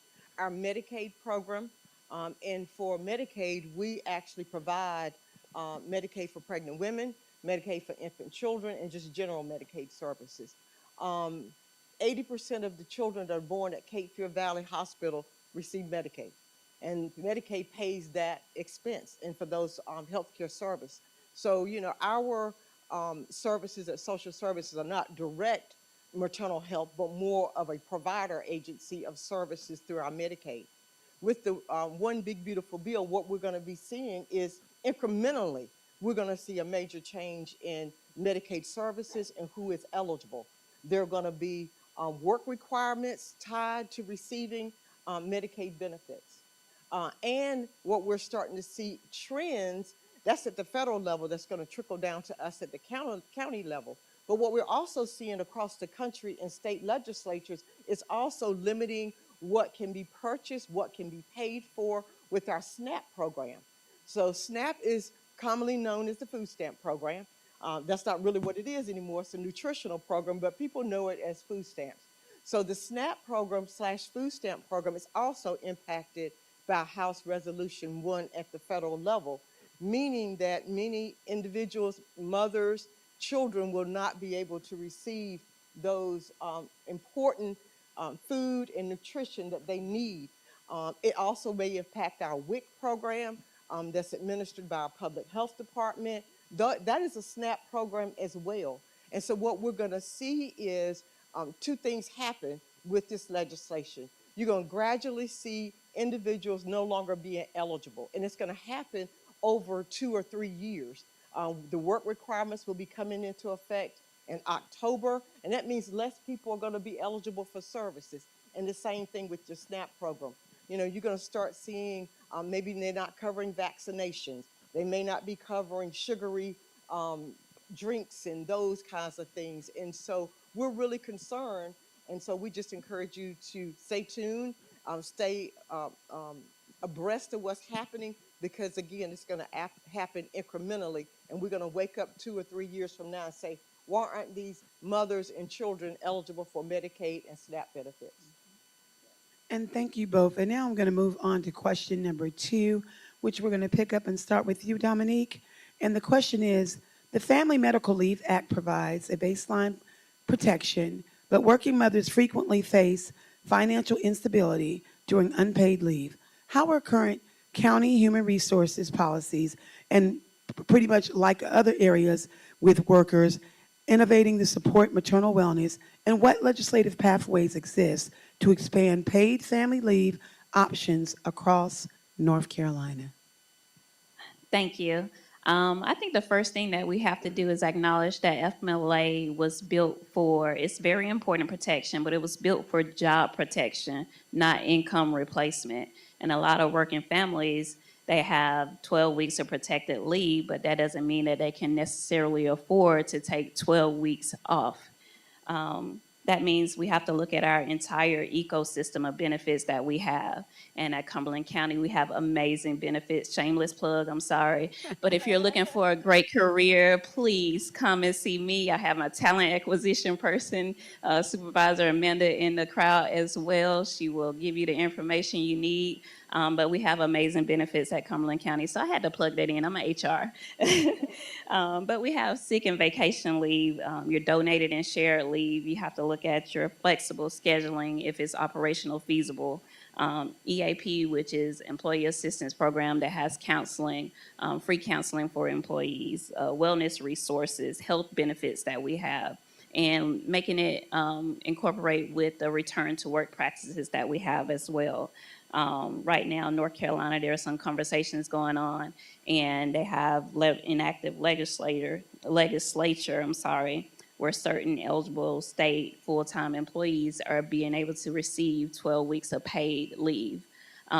There's also legislature proposals for State Bill or Senate Bill 480, which takes a broader look at family paid leave, which is going to look at a state insurance insurance model of doing things. As far as local government, what we need to do is focus on a broader policy and funding discussions that we need to have. Look at that evaluated based on workforce readiness, workforce needs, available resources that we have, operational requirements, physical priorities. From an HR standpoint, what I'm looking at is making sure that employees have what we need and make sure that you all understand benefits and all that is provided for you. While simultaneously, I'm looking at the operational side and providing to decision makers the workforce data, the available options that we have, and financial implications of that as well. So ultimately, what we have to do is look holistically at how we can support our employees with the resources that we have available. And another part of that question, what about part-time employees, number one, because that does have to do with leave. And then number two, you stated, is that the norm for North Carolina? Is it 12 weeks or can people ask for extension? You just elaborate a little bit on that. Those are a lot of questions that I know myself as the vice chair or commissioner, people are writing in and asking me or stating what do they need to do or where can I direct them? So do part-time employees get leave when it comes to maternal? And like I said, is that the norm, 12 weeks, or is it less than that? So if you can iterate a little bit on that, and how long do you have to be on your job before you qualify to even receive those benefits? Awesome question. So you have to be a full-time employee. You have to work for at minimum of a year for 1,250 hours to receive the 12 weeks of job protection. Again, it's not paid; it's job protection for you to make sure that you have a job when you return from maternity leave. You had so many great questions there, but it is for full-time employees. If you need help or assistance with FMLA, please come and see the Human Resources Department. Again, shameless plug, we're always here to help you. And then a question I'm going to ask all of the panelists. So we're going to start with you, Angela, and then we'll work our way back. Thank you, Dominique. What is the single most critical policy bottleneck we must eliminate today so that we can ensure seamless health equity for every single mother and infant in Cumberland County? Again, what do you think is the most critical policy bottleneck that we must eliminate for our community, Fayetteville and Cumberland County, to ensure seamless health equity for every single mother and infant in Cumberland County and Fayetteville? Okay, so I'm going to speak from a community-based doula lens.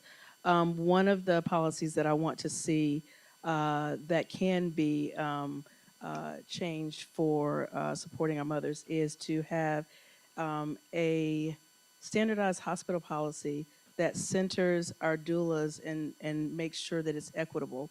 And that policy should not be discussed without having our doulas at the table. I have been blessed to be asked to be at that table along with others at the state level, but also within our project, we did a presentation and we had one of our team members come down at the last event where she took our data that we had with the hospital policies around the state so that we could identify where some of the barriers were and then to come up with a way to streamline that so that we can remove those barriers so that our families can have access to their support. The next one is we need all midwifery care to be recognized in this state. And that includes certified professional midwives and our traditional midwives. We cannot continue to divide the care that is provided for our families in this community, and we must recognize that we need our mid-level providers, and that includes our professional midwives and our traditional midwives. And the last one is, as a lactation consultant, we need to remove the need for to bill Medicaid and other insurances that you have to have a licensed provider with that. We are able to bill directly. There are some insurances that recognize us as the individual profession that we are, and we need to have that barrier removed so that we can make sure that we have access to lactation care for our babies in this community. Thank you so much. And again, the question is from Ms. Brendan Dominique. Same question. What is the single most critical policy bottleneck we must eliminate today to ensure seamless health equity for every mother and infant in Cumberland County and in Fayetteville, North Carolina? So I'm like Dominique, if I put in a shameless plug, I think that, and as a government bureaucrat, career government bureaucrat, it's the bureaucracy. I think that events like today and the summit is how do we connect the dots? I think it's very difficult for mothers to navigate this system, navigate Medicaid, navigate SNAP, navigate all the different services that are out there. I've learned so much. Every day I learn during this process and working with Vice Chairwoman Jones to put on this event is I learn new resources. And I think the problem that our citizens have in a single bottleneck is the system is so complicated. The policies are complicated. And trying to navigate this system is very, very difficult. And I say streamline, making services seamless for citizens and our providers and the community partners that we work with to navigate. So events like today are so important to help with eliminating some of that bottleneck. Ms. Brenda is so amazing. She stole my answer.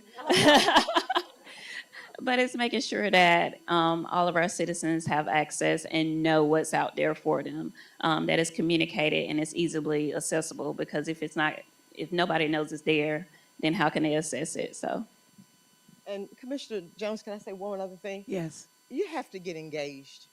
You can't depend on all of us to be the advocates. With social media and everything, you can learn anything you need to know about your legislators, who represents you. Make sure you engage, make sure you're communicating with them. As someone said in another panel, you're your best advocate, but you have to get engaged in the political process. You have to vote. Um, you can't depend on us. We don't make the policies. Our job is to administer the policy. So bottleneck is you got to get engaged. And I'm going to add something. You said we don't make the policies. As Commissioner Devier can attest, there are ways from a community level you can be active in helping to create policies. So that is something that we can keep in mind as well. If there's something that we see that is not there or that needs to be adjusted, we are able to reach out to our representatives and sit down with them and their wonderful legislative assistants to create a policy that we need if we see something not there. So there are always ways that we can have our voices heard, not only locally, but at the state level as well.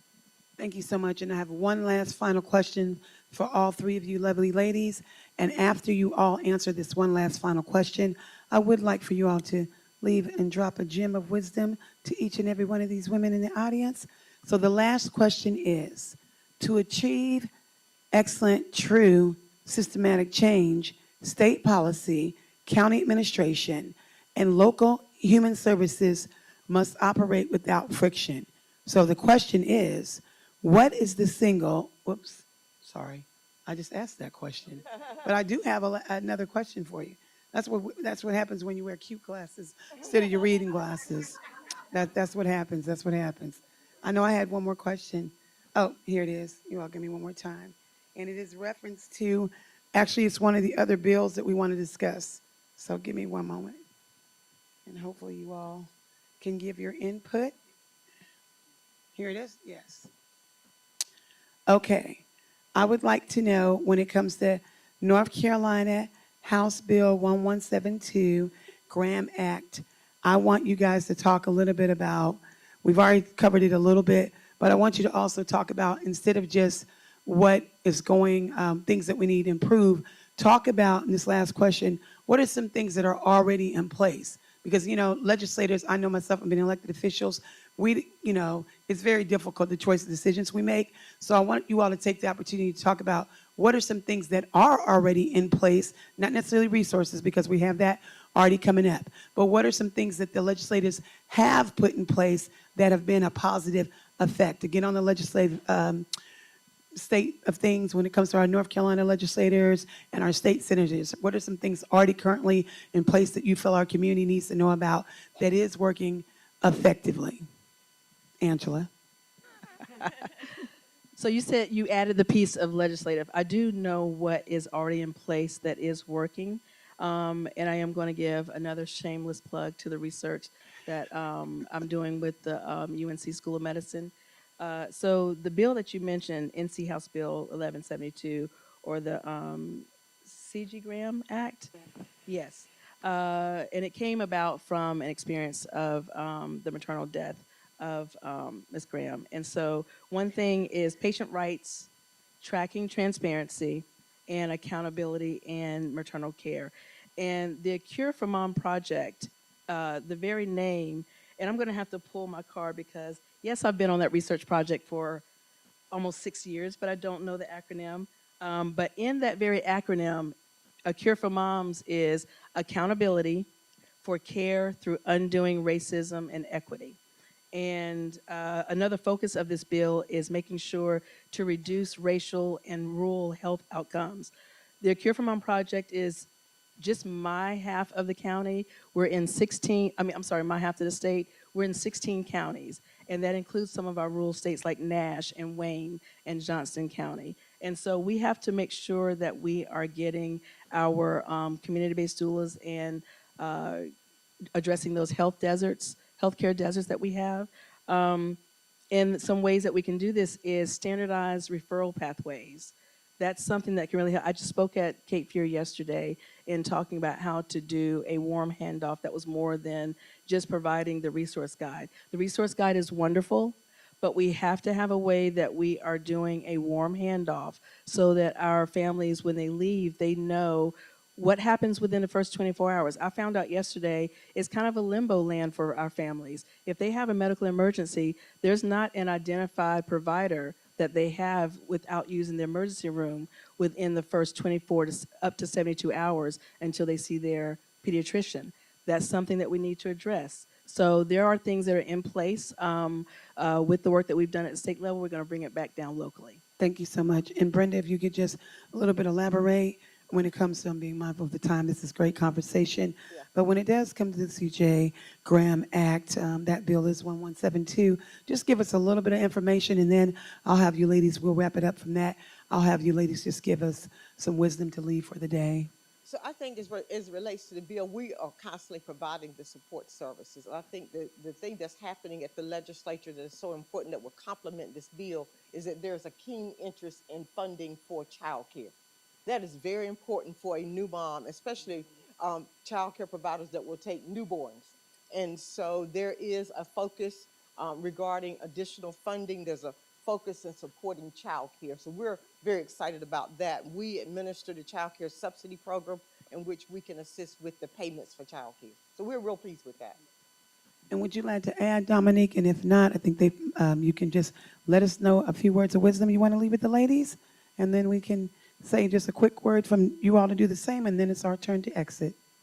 They have already answered it very well. So I will leave you with these words. Do not be afraid to ask questions. Do not be afraid to say, I need help. Resources are there, benefits are there to help you. Make sure that you know your benefits and know what you have access to.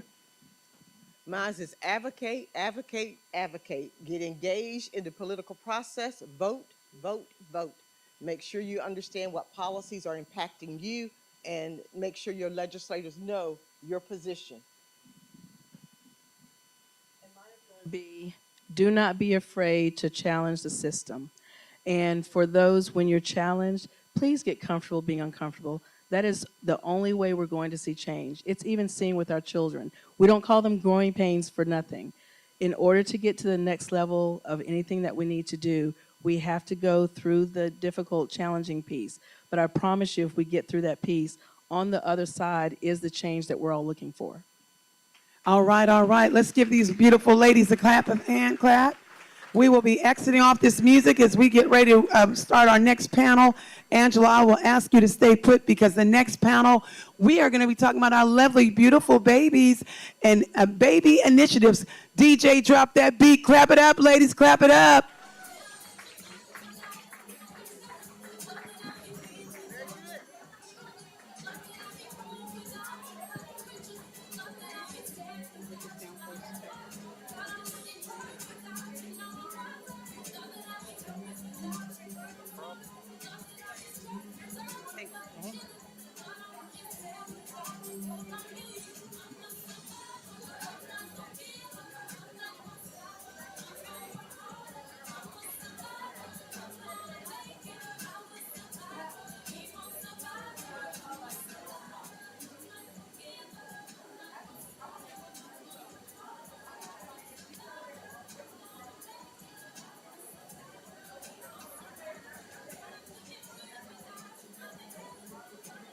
All right, all right, all right. Because we are survivors. Clap it up, ladies, as we get ready to welcome our next beautiful guest to the stage. But before then, it's the lady with the red bag. DJ, I'm going to need to hear some Girl on Fire for this one. What do we have? What do we have in the red bag?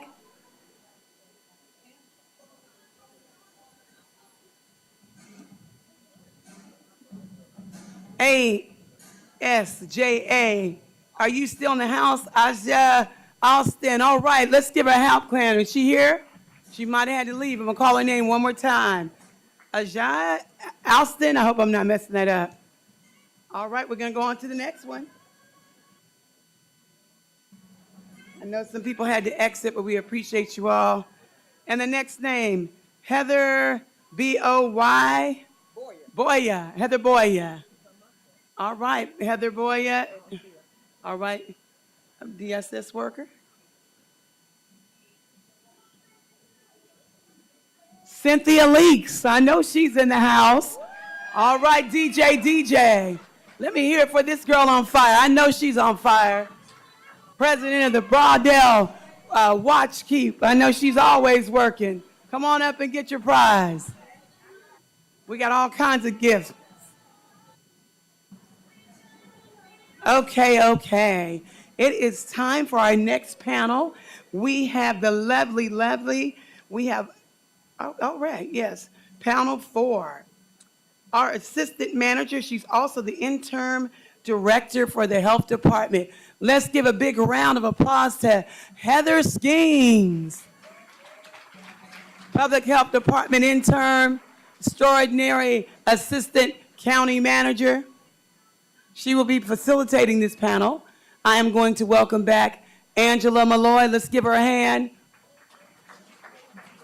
Director, founder, Mama's Village, Fayetteville, North Carolina. And now let's give a great, big, warm welcome, because I know these two ladies are going to do a great job. Tiara Hurst, the president of the Cumberland County Breastfeeding Coalition. Come on, ladies, y'all can do better than that. Come on now. Let's give Tiara Hurst a hand. Thank you so much. I am so excited. I'm going to turn this over to Heather. As we know, we are all infants at one time. We have mothers, aunts, and sisters here. So we need to make sure our community is not just friendly for us and policies in place for us, but that in place for our infants, for our babies, because we were once infants. So I will now turn it over to you, Heather. Good afternoon. This panel is so dynamic, we only needed 2. All right, so welcome to Panel 4, Baby Friendly Initiative. Creating environments that support new family requires deliberate adjustments in healthcare settings and community infrastructure. Today we are discussing breastfeeding support structures, newborn nutritional systems, and the clinical metrics needed to build a genuinely baby-friendly county. But before we move on, we'd like to show our clip of Angela and her promotional video.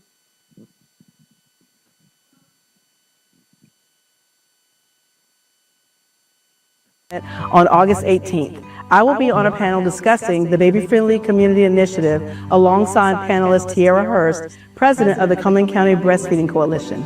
We will also provide information about our new services supporting women during pregnancy, birth, postpartum, and menopause. Please join us on August 18th at the Cumberland County Department of Social Services. See you there. Thank you so much. And as Angela introduced herself in the previous panel, is there anything you'd like to add to that introduction? Just that the location that you saw in the video, that's our new clinic. We're very excited about that. So we will be having an open house that we're going to be able to share the additional resources that we're going to be adding, which you did hear in there that included menopause as well. We need to put a focus on that in our community. Perfect. And I see a lot of us fanning, so we might need to participate in that. Tiara is the president of the Cumberland County Breastfeeding Coalition. Tiara, is there anything you'd like to add to your introduction? Is this on? Okay. Again, thank you for having me here. My name is Tiara Hurst. I'm the president of the Cumberland County Breastfeeding Coalition. In my full-time capacity, I am an equal employment opportunity specialist and reasonable accommodation coordinator with the Defense Health Agency. So I'll be talking a little bit about some of the work that I do, but in this capacity, I'll be representing the Cumberland County Breastfeeding Coalition. Thank you. Thank you. The first question is, the Baby Friendly Hospital Initiative sets strict benchmarks for newborn care and maternal bonding. What are the specific facility policies that have proven most effective in increasing long-term breastfeeding success rates among local mothers? Okay, I will start with that. First, I want to kind of remove the word strict. They're not strict, they're supportive. I had the opportunity to do my lactation training at a baby-friendly hospital at UNC Chapel Hill, amongst other hospitals that I did my clinical care. And one of the things that I found out of all the 10 steps was that a 1 to 2 hour period where providers, any kind of nurses, were not to enter the room unless the mother needed their assistance. And I liked it because it allowed us to chart during that time. But you'd be surprised that one of the things that kind of disrupts moms in the beginning is that constant in and out.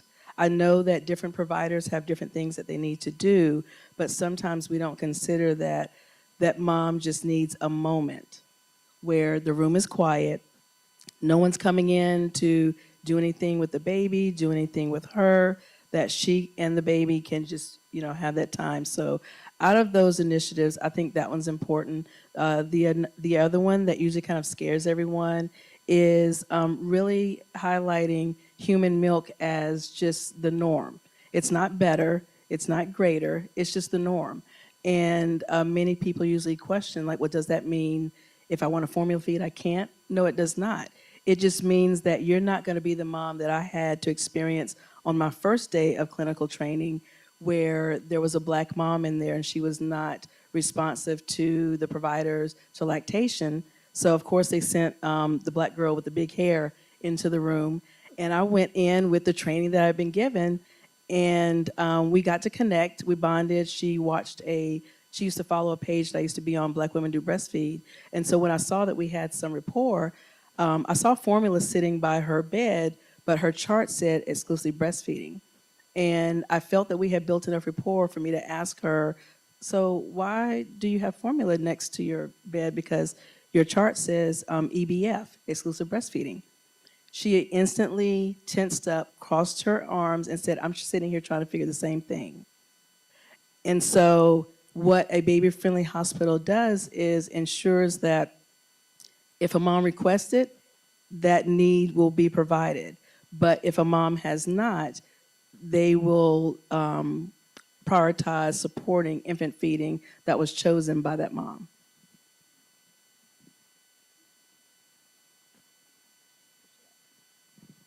Yeah, and I would just like to add, like, this, the framing of the question, it talks about like defining success of breastfeeding. And so although the baby hospital initiative, that's a start. It helps moms in the beginning because they're in the hospital.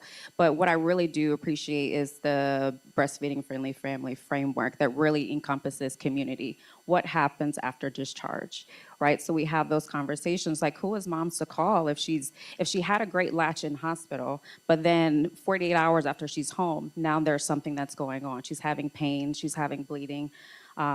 What is she supposed to do? So I think that's important that we create this continuity of care from discharge, because that really, although a baby healthy initiative, a baby friendly hospital starts off breastfeeding, breastfeeding friendly communities is what continues that journey. Which is a great transition to the next question. And many of us have experienced this. Returning to work or school is a major point where community breastfeeding support could break down. What structural protections or spaces should employers and public facilities provide to make sure nursing mothers do not face discrimination or logistical barriers?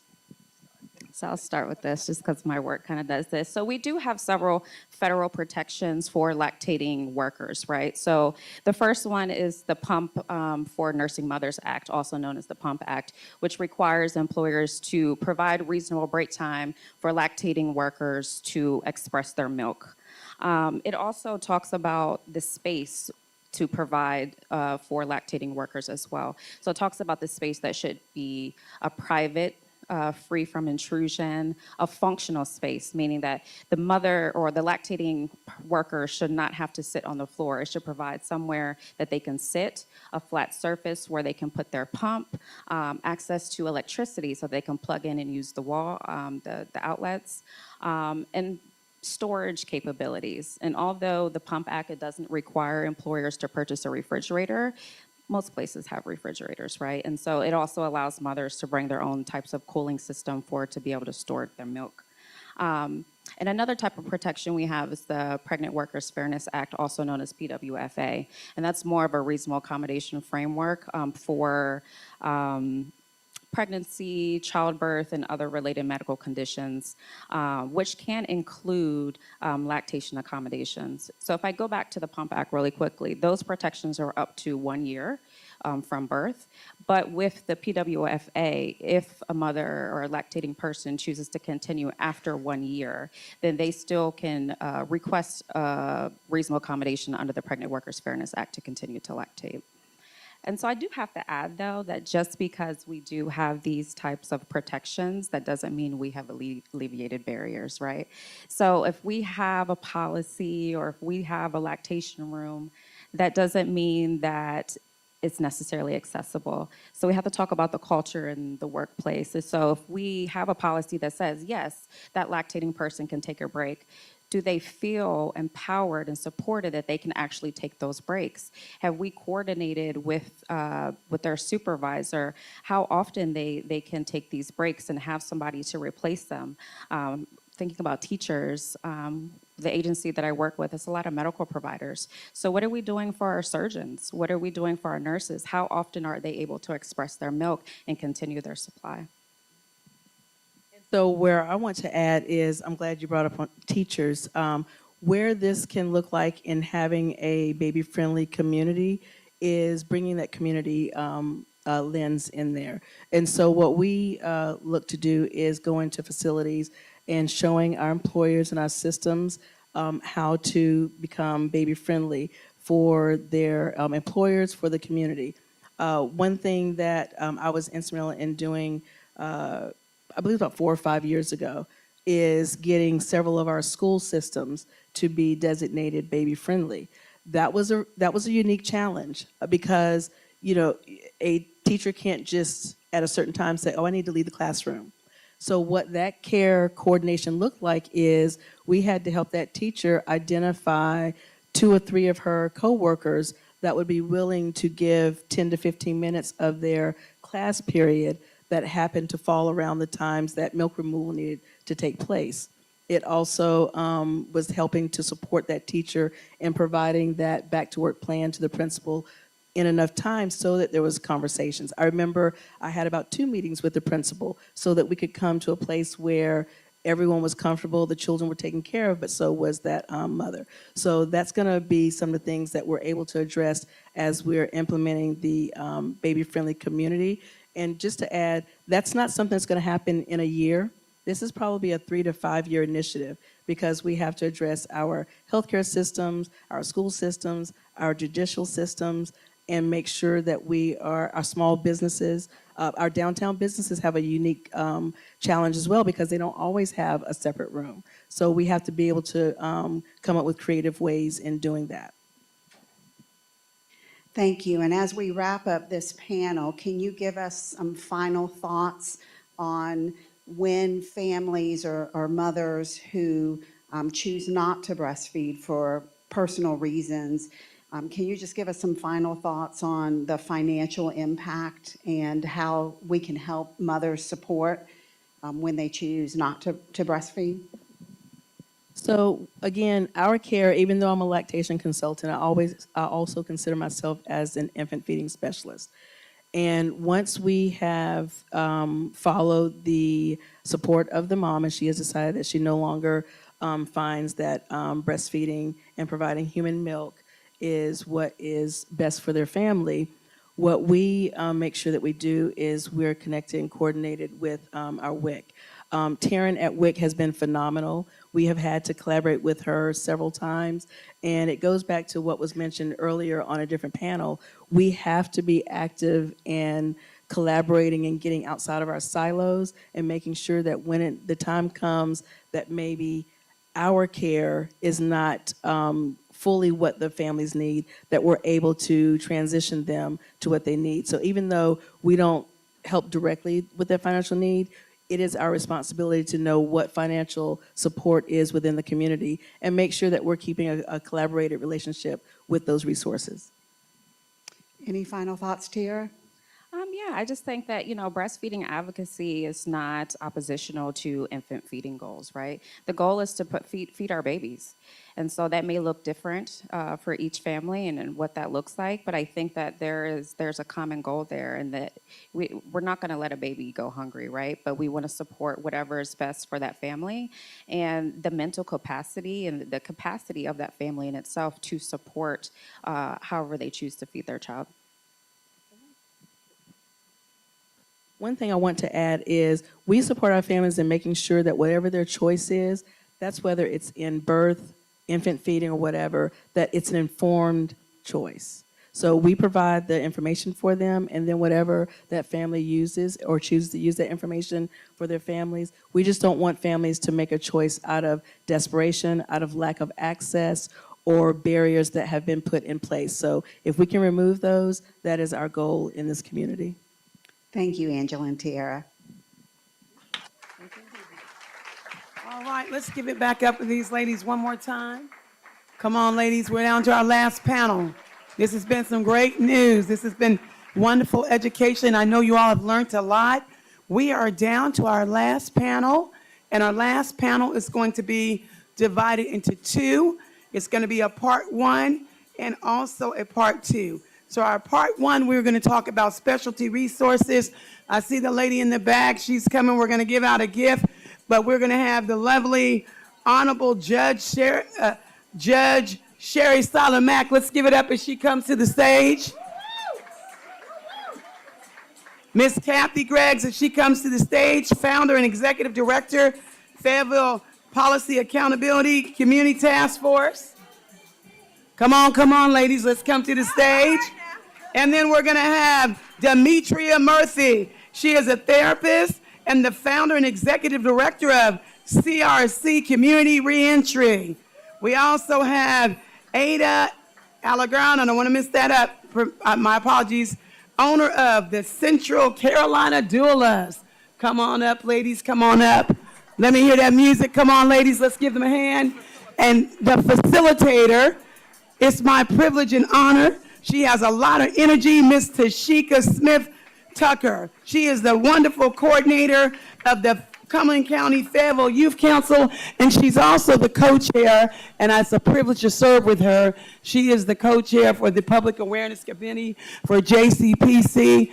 This lovely young lady is on the move along with all these other movers and shakers on our panel. We know the significance and importance of our specialty courts. Judge Tony King does a great job, and all the other judges when it comes to a mental health court, when it comes to that of our veterans court. We have teen court. I know I'm leaving something out. Human trafficking court, and just the education awareness as we are in our last two-part panel, their part one. We want to make sure that you understand the resources and just educate you on the different types of services, and exactly, many people don't even know that we have a veterans court or a human services court, and many people don't understand it's when it comes to advocacy, what is there for our sisters that perhaps, have went to, they had to transition. We all have trials and tribulations, and when they get out, what is going on for services when it comes to individuals maybe that have incarcerated or are looking for housings, and even when it comes to the LGBT community, we want to make sure, again, this is a safe space that we are covering and cultivating all kinds of resources for every individual. So before we get to that, turn up the mic as we have another gift, ladies. The lady in the red bag, another gift, another gift. So let's see who is going to be blessed today. All right. Michaela Penix, are you in here today? Come on up. Let's give her a hand, ladies. It's the God in her today. It's the God in all of us. We have come to receive and leave different than how we came in here today. I know I'm getting a lot of jewels dropped today and wisdom and just reminders of things. All right. Let's give her a hand. And the lovely Tashika, I'm going to turn it over to you because I know that you definitely have everything under control. And I hope that you're going to share your video. All right, ladies. All right, ladies, we are ready, and our gentlemen that are in the room. I am Tashika Smith Tucker. I'm the Youth Development and Cultural Arts Coordinator for the City of Fayetteville. I primarily work with teenagers 13 to 17, so the energy that I have is the kind of energy that I want to see from you all. But I'm gonna go with my script, but we're gonna go off script in just a minute. DJ, you got my back? All right. So again, good afternoon. We are now opening up our final panel, Resources, County, North Carolina.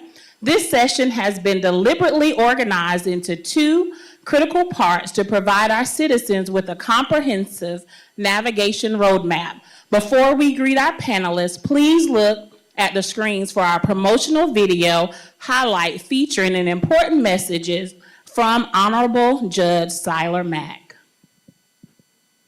Siler Mack, and I invite everyone out to the Women's Health Summit on August the 18th. I will be on a panel discussing specialty resources alongside panelist Kathy Greggs, founder and CEO of the Fayetteville Police Accountability Community Task Force, and Demetria Murphy, founder and executive director of the Community Reentry Coalition. Please come out, join us. It will be a plethora of information. Be there or be square. It's at the Cumberland County Department of Social Services. You won't be sorry if you come out there and join us. I hope to see you. All right, awesome. So in just a second, the DJ is going to play something for me. But to my panelists here, after we're done with that, I'm going to have Judge Mack to introduce herself and tell us a little bit about her and make her way down, and then we will go with our questions. So ladies and gentlemen, we have learned so much on this day today. We've learned so much about us as women and things that we need to do and things how we need to move and to maneuver about. But I have a song that I want to dedicate to you all because of all the resources that we've learned, all the nuggets that we have learned. We're going to take these things back and do something with it. So if you would like, because we've been sitting for such a long time, I know my panelists are going to join me by standing, and this little serenade that we're about to do, you guys can join me. Can you get me with something, DJ?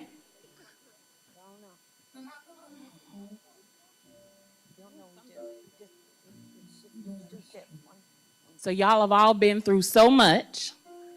Just listen to the lyrics if you don't do anything else. Y'all made it through too much. If you made it through something, you should be standing up. Hey. Everybody should be on their feet in this building. Life. So Every look back woman at your should life. be on their feet in this building.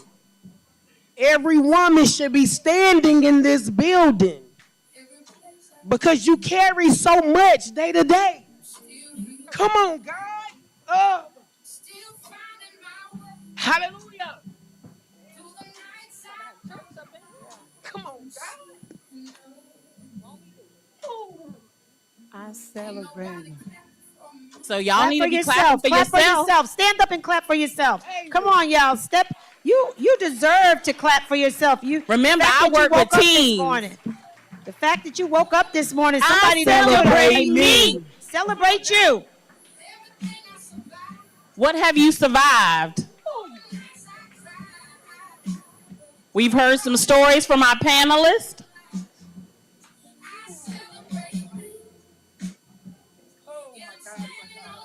Stand on you, stand on business, as the young people say. So who do you need to be on this week?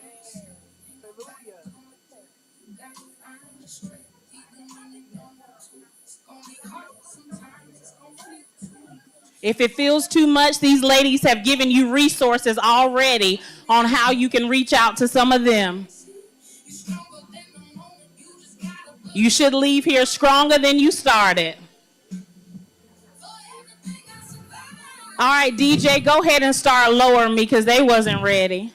They weren't ready. All right, let's clap it up so we can get started. Thank you, ladies, so much. We do celebrate you, and she's right. Thank you, ladies. Yes, Thank you so much.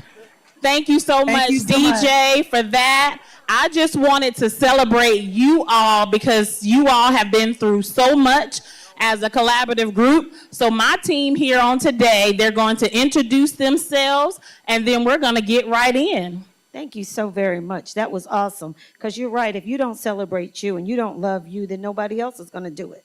And you don't need to wait for somebody else to celebrate you. The fact that you have breath in your body, you can walk in here on your own, that you're clothed, like my grandmother say, clothed in your right mind, got more than a reasonable portion of your health and strength. That's enough to celebrate yourself. So with that said, my name is Judge Cherry Seiler Mack. I'm one of your 10 district court judges here in Cumberland County. I bring you greetings on behalf of my chief district court judge, Tony S. King.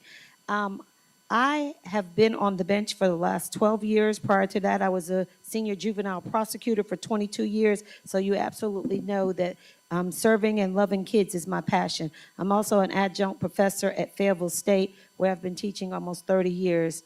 And two precious things about me. One is that I am gifted with the most sweetest angel God let out of heaven, which is known as my sunshine, Noah Mack. I might be a little biased.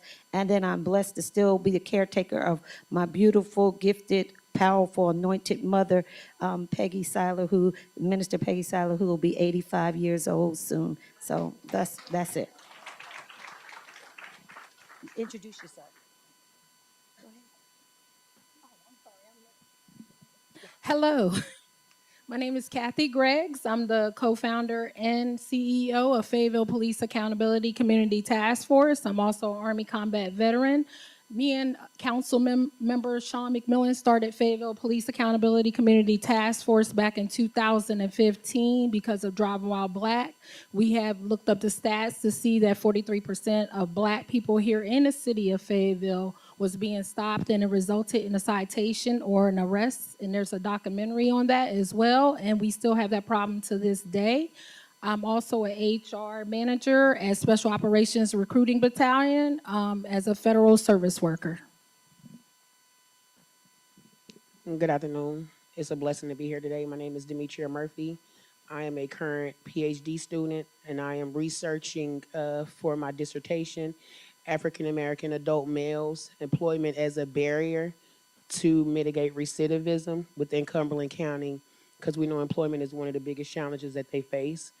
I am the proud owner of Divine Infinity Therapeutic Services, where I'm starting my own mental health practice, where I'm the only clinician that has a focus on restorative justice, mental health, and substance abuse, as well as I have a nonprofit, which is Heal DeVille Youth Diverse Intervention Group, where we focus on providing education about gun awareness, community safety, and mitigating recidivism by helping individuals through the CRC, which is a component of my nonprofit, where we help individuals who have any form of criminal background, does not matter how long ago it is, if it imposes a barrier for them to get housing, employment, or anything to help them to reintegrate back into society, we address those barriers, or I'll say I address those barriers, because I am a one-man team. I do have people that assist me, so we're looking to always build this because this work is very important. It's a lot of work, so that's my shameless plug. If you're ready, let's work.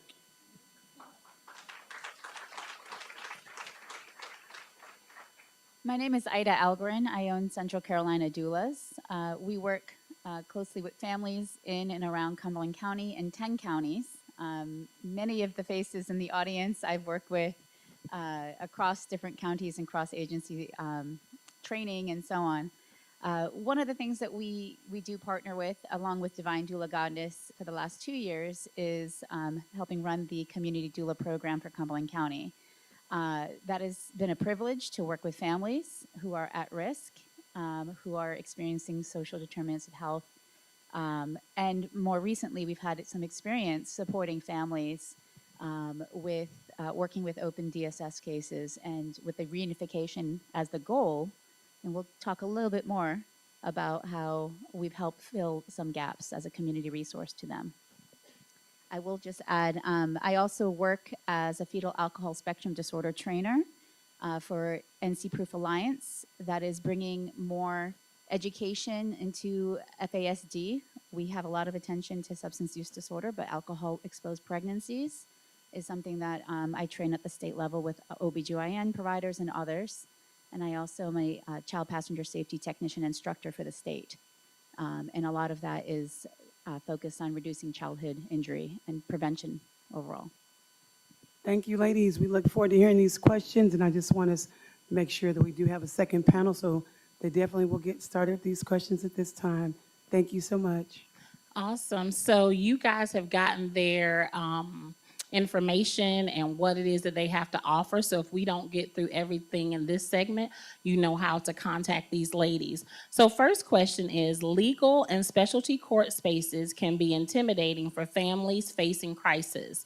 How do our regional family courts, specialty programs, and reentry networks coordinate with advocacy groups like Sister Song to ensure women are met with equality, and supportive resources rather than legal roadblocks?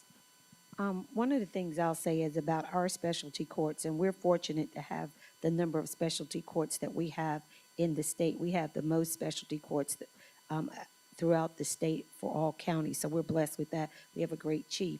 And one of the things you have to look at when you're thinking about specialty courts is not so much about what happened and what does the law require. When we're looking at our specialty courts, you have to look at what's contributing to the problem that got us here, and what resources can we provide people so that they don't come back here again.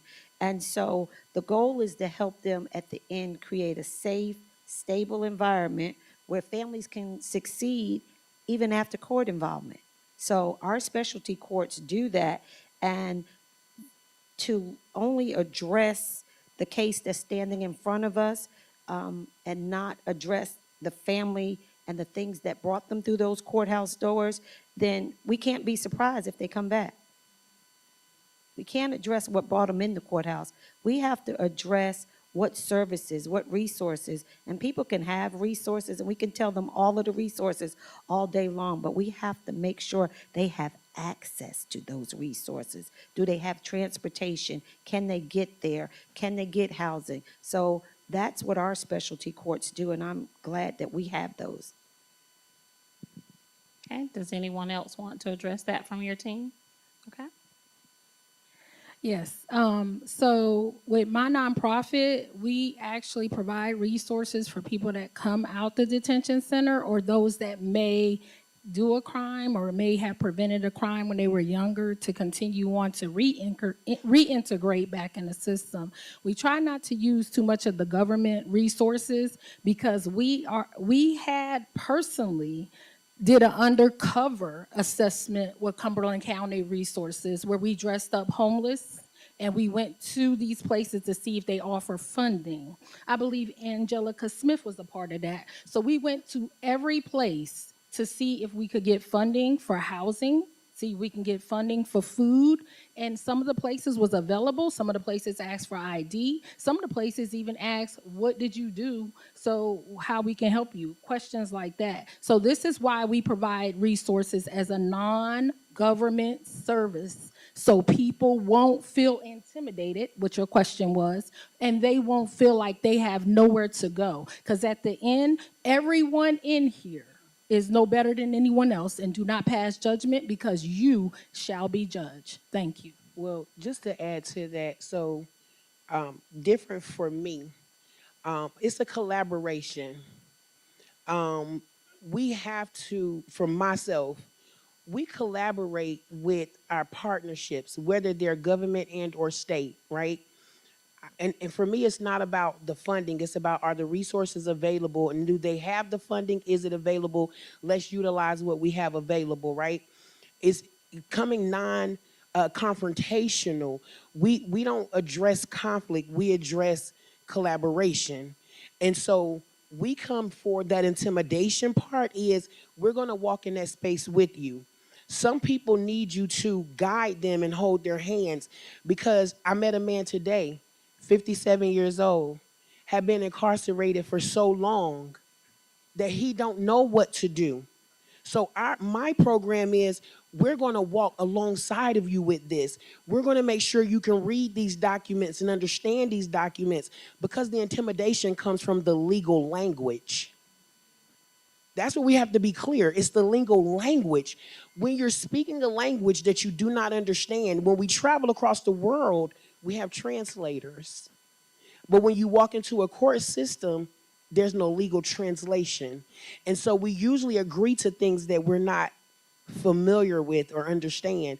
So we come into that space and say, hey, we have that knowledge. This is what this is saying. When it comes to the specialty course for me, I'm gonna make this very short. When it comes to the specialty course for me, by the time their participants even get to us, they found us by word of mouth by somebody else. And so when they come, then I coordinate with that specialty court and say, hey, they're wanting us to participate. If you need an ROI, you get that signed. But we're in this space to help them, and we're not going to let them shut the door on us because we're here for that person. So that's my only thing with specialty court, is that everybody that's not connected does not mean that we should not be connected. And ladies, I want to remind everybody, great questions, but we are here to stay focused on information for mothers that go to specialty courts, information, although we do love the men and all that, we want to keep it directly to what this summit is: women's services, infant services, and that are general services for today, as we just stated, celebrate all about women. So let's just try to stay on the topic of what we like and what we need for our women for today.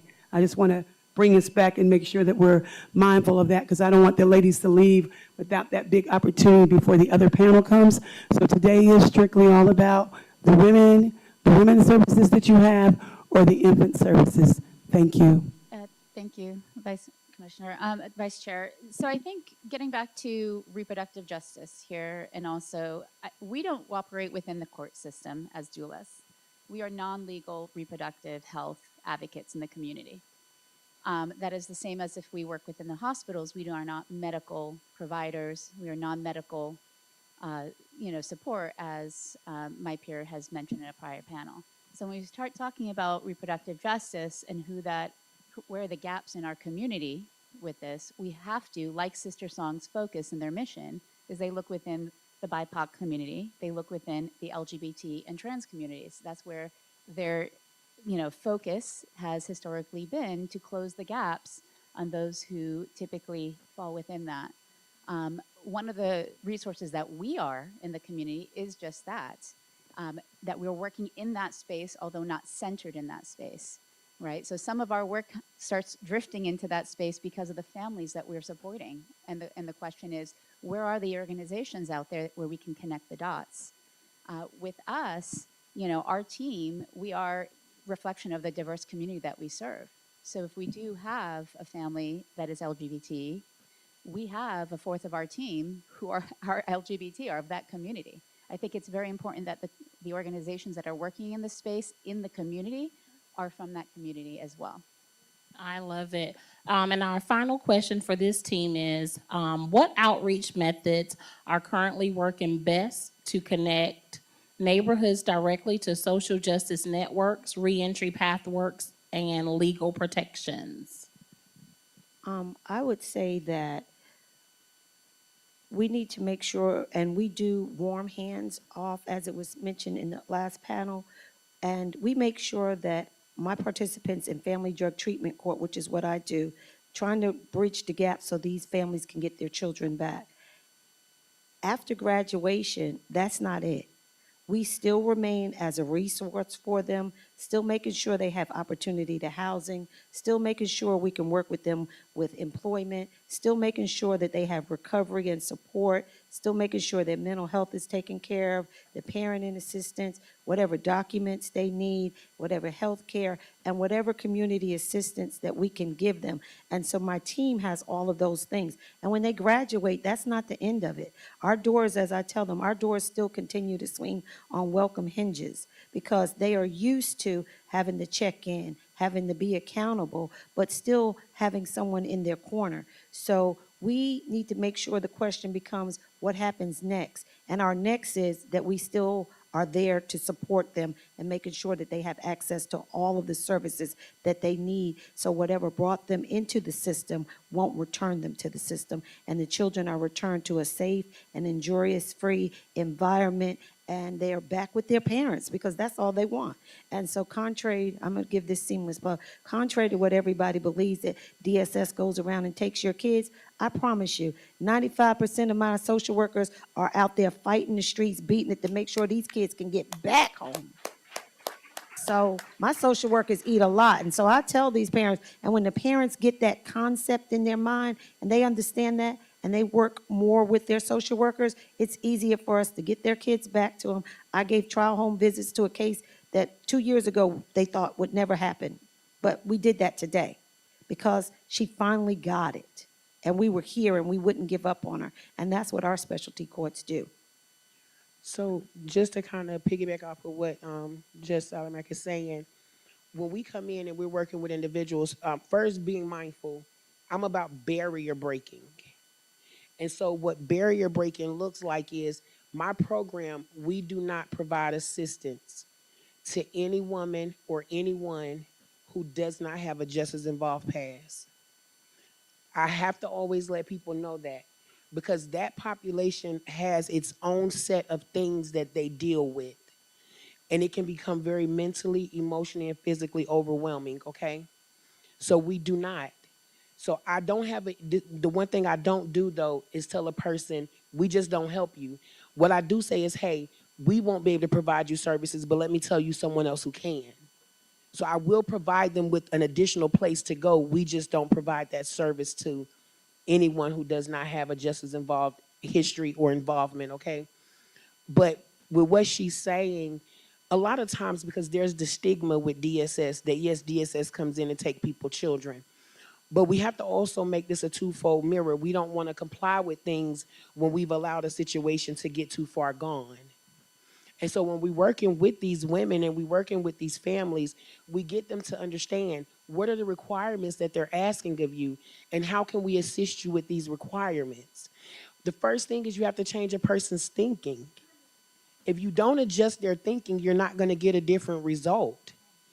Because historically, we've been taught to not like social workers. We've been taught to not answer the door for social workers. And so we're taking years of trauma that's been endued into our lives, and now we're trying to undo that trauma. Mindful, I'm also a social worker. I'm also a mental health therapist. So we're trying to undo that trauma and say, hey, she's not here to take your children. She's not here to hurt you. But we have to comply to whatever these court documents are, whatever your requirements are, so that you can get your family back. Let's look at parenting classes. Let's look at employment. Let's look at the things. But again, I'm only going to do that for those who have justice involved histories to remove barriers. So let's get to the next person because I'm getting my cue that we got to wrap it up. Yeah, I think what's worked with us, and I'm going to give some examples of how we've helped specifically. And again, going back to reproductive justice, this is all about respecting the God-given right of a parent to birth with dignity and to parent and to provide this, the support, but for them to be able to do it in a safe and sustainable way. And that's the safeguards that we're talking about here. And it's not about stripping the rights. It's about how do we get back to safety and sustainability while respecting the autonomy of that parent and that family. So one of the examples is, working recently with a mother who had requirements. Those requirements, and we sat down, we asked, okay, so what is it that you're being asked to do? And number one, you have to complete items online. She does not have a laptop, and they share one phone without web access, right? Transportation, right? So what do? Our doula brings a laptop and does it with her, right? So direct interpersonal support right there. It's personalized support. It's taking the requirements and the systemic list, right, which are barriers in many instances. And it's being able to remove those barriers by getting nitty gritty into what is it that we can do to get this done. Because if they have a doula, they want help. That's right. They want their baby. They want their children. They want to succeed as a parent. We coordinate with NICU social workers to make sure there's a car seat there waiting upon discharge. This is the relationships that we build in the community. We cannot do the work that we're doing if we don't have the relationships. And the next panel is going to talk more about community resources. But as a doula, having those relationships and working with them to be able to coordinate care is essential.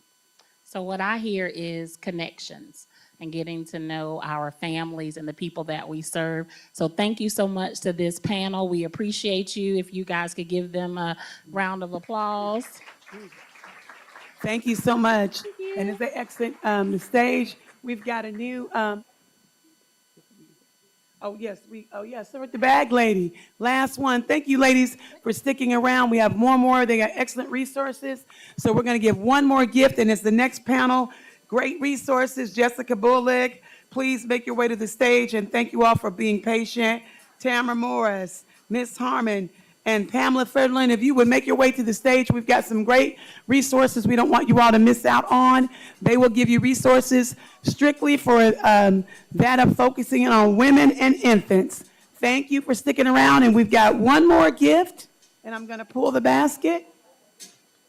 Good research information coming to the table. Tamara Morris. All right, they're going to bring you a gift. These ladies have some exceptional information. A lot of people always say, where can they get help? You keep hearing that over and over. Connections, connections. So thank you all for sticking around. And I know that the lovely Tashika, she'll let them give themselves an introduction, and they're going to get straight into the questions, because I know that they are full of a lot of resources.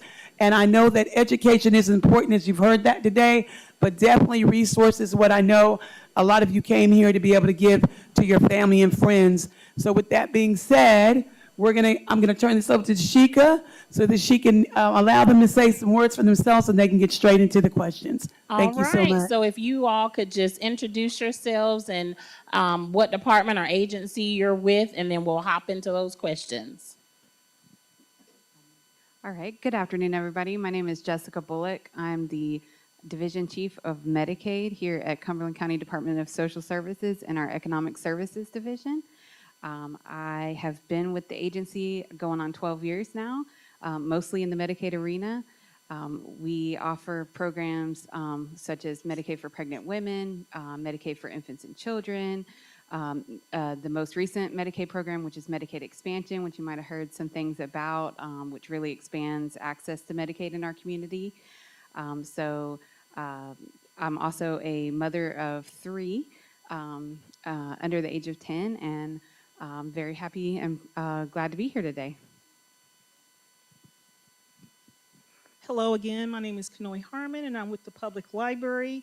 But before I was with the community engagement, I was a branch manager at Bordeaux and at North Regional. And before that, I was with Youth Services for 18 years with the library. So I have been with the library for over 28 years.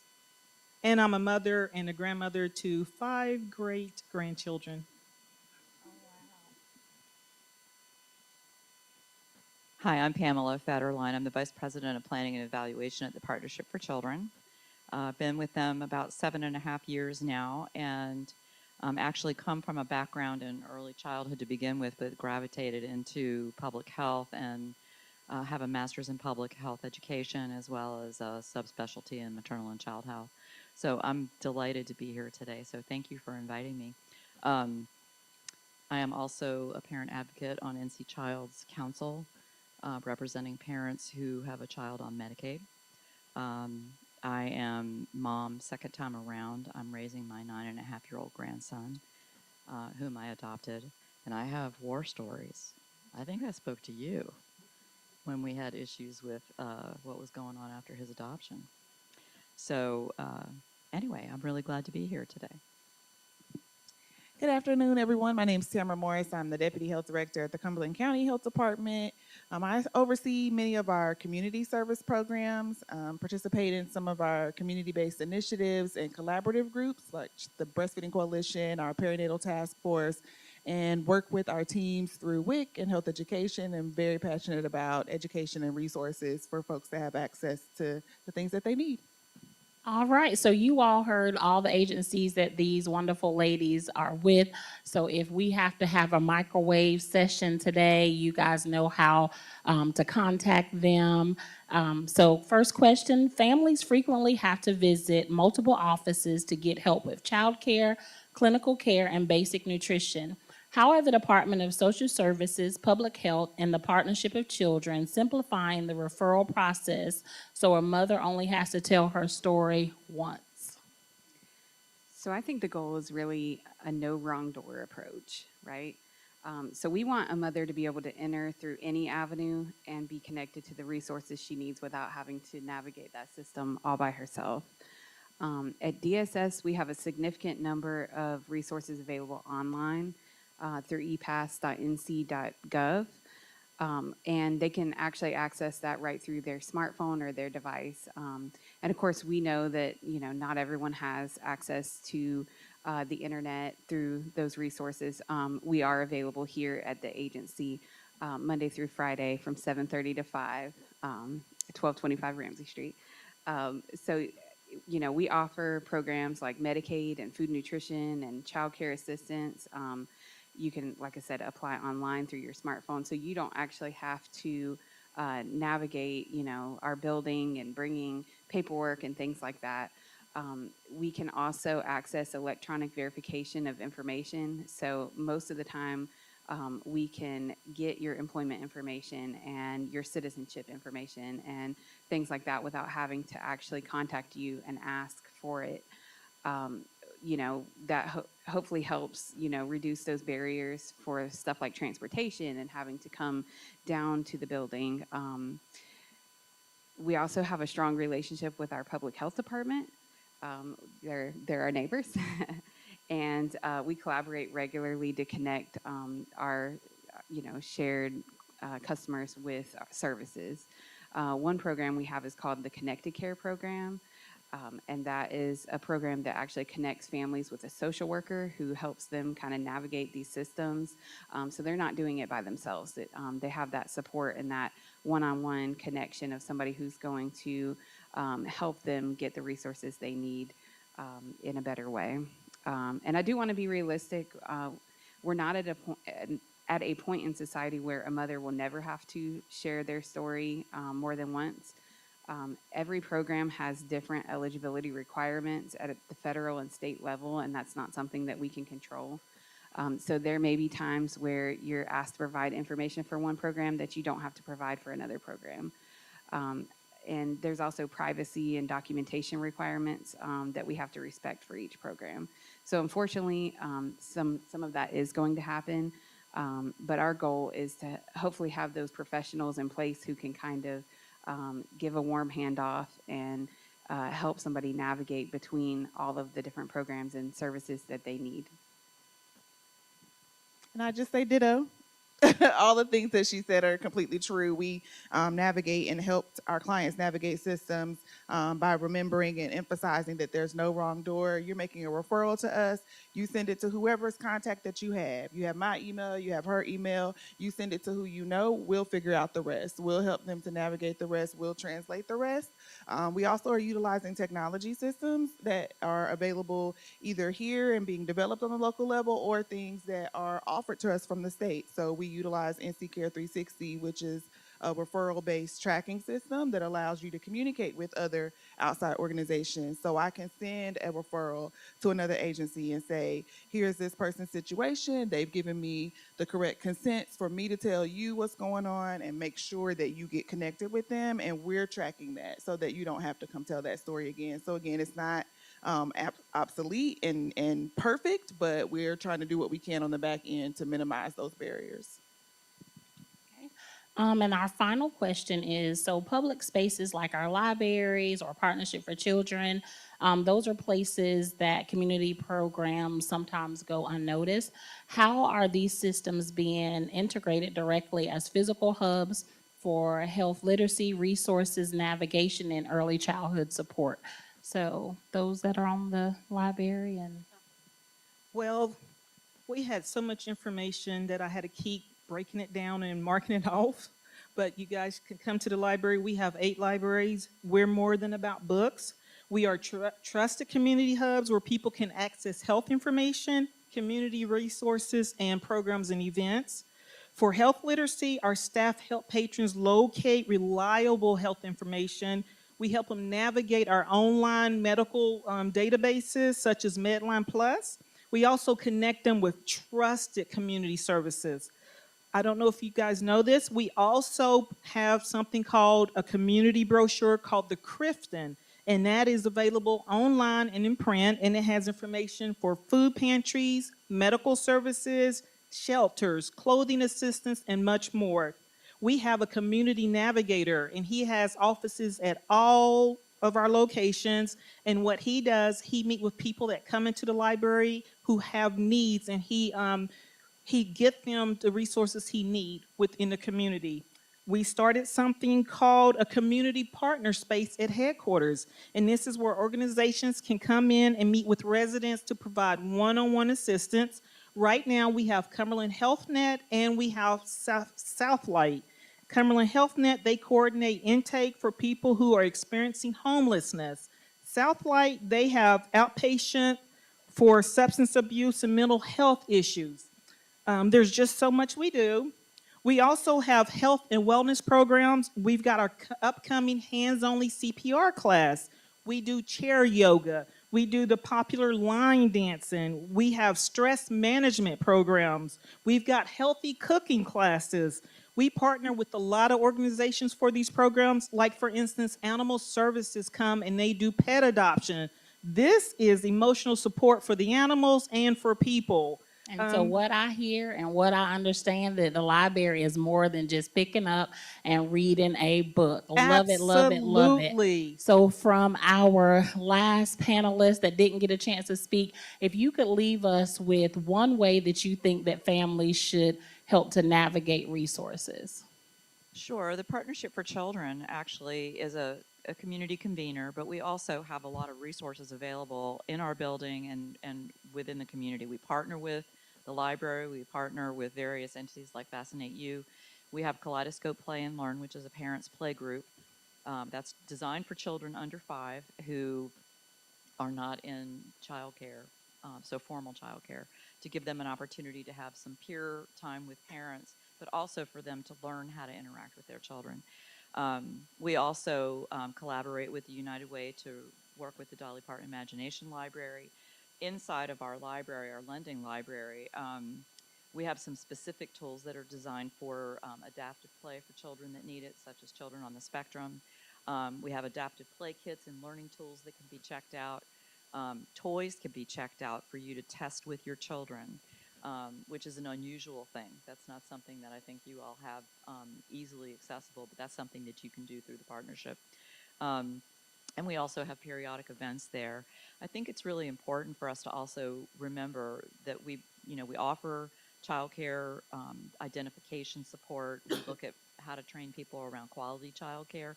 We also do NC Pre-K, so people can apply for those things at the library.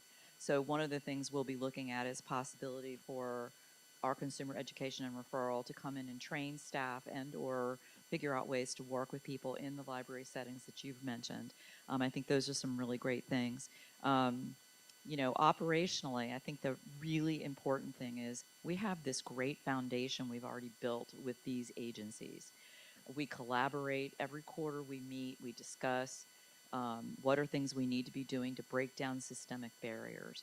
And just going back to the earlier question, it's really, really hard to do that not having to repeat a story.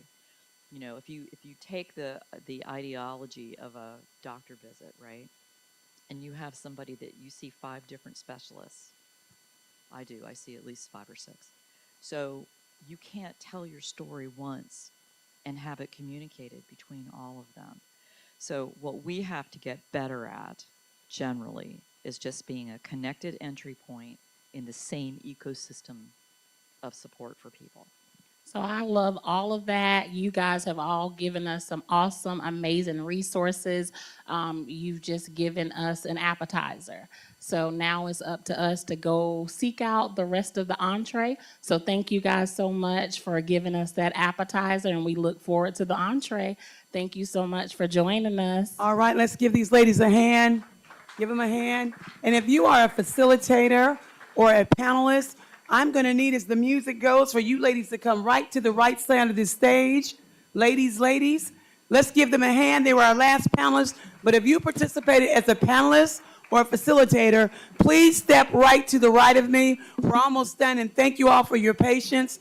I need all facilitators and all panelists to step to the right. And I need, yes, oh, that's right, DJ, turn it up. Give yourselves a hand. We've got one more part. One more part, ladies. Thank you all for hanging in there with us. Right here to the right, if you are a facilitator or a panelist, please step to the right. Please step to the right for my facilitators and all of my panelists. DJ, turn up the music. I see some people going to sleep.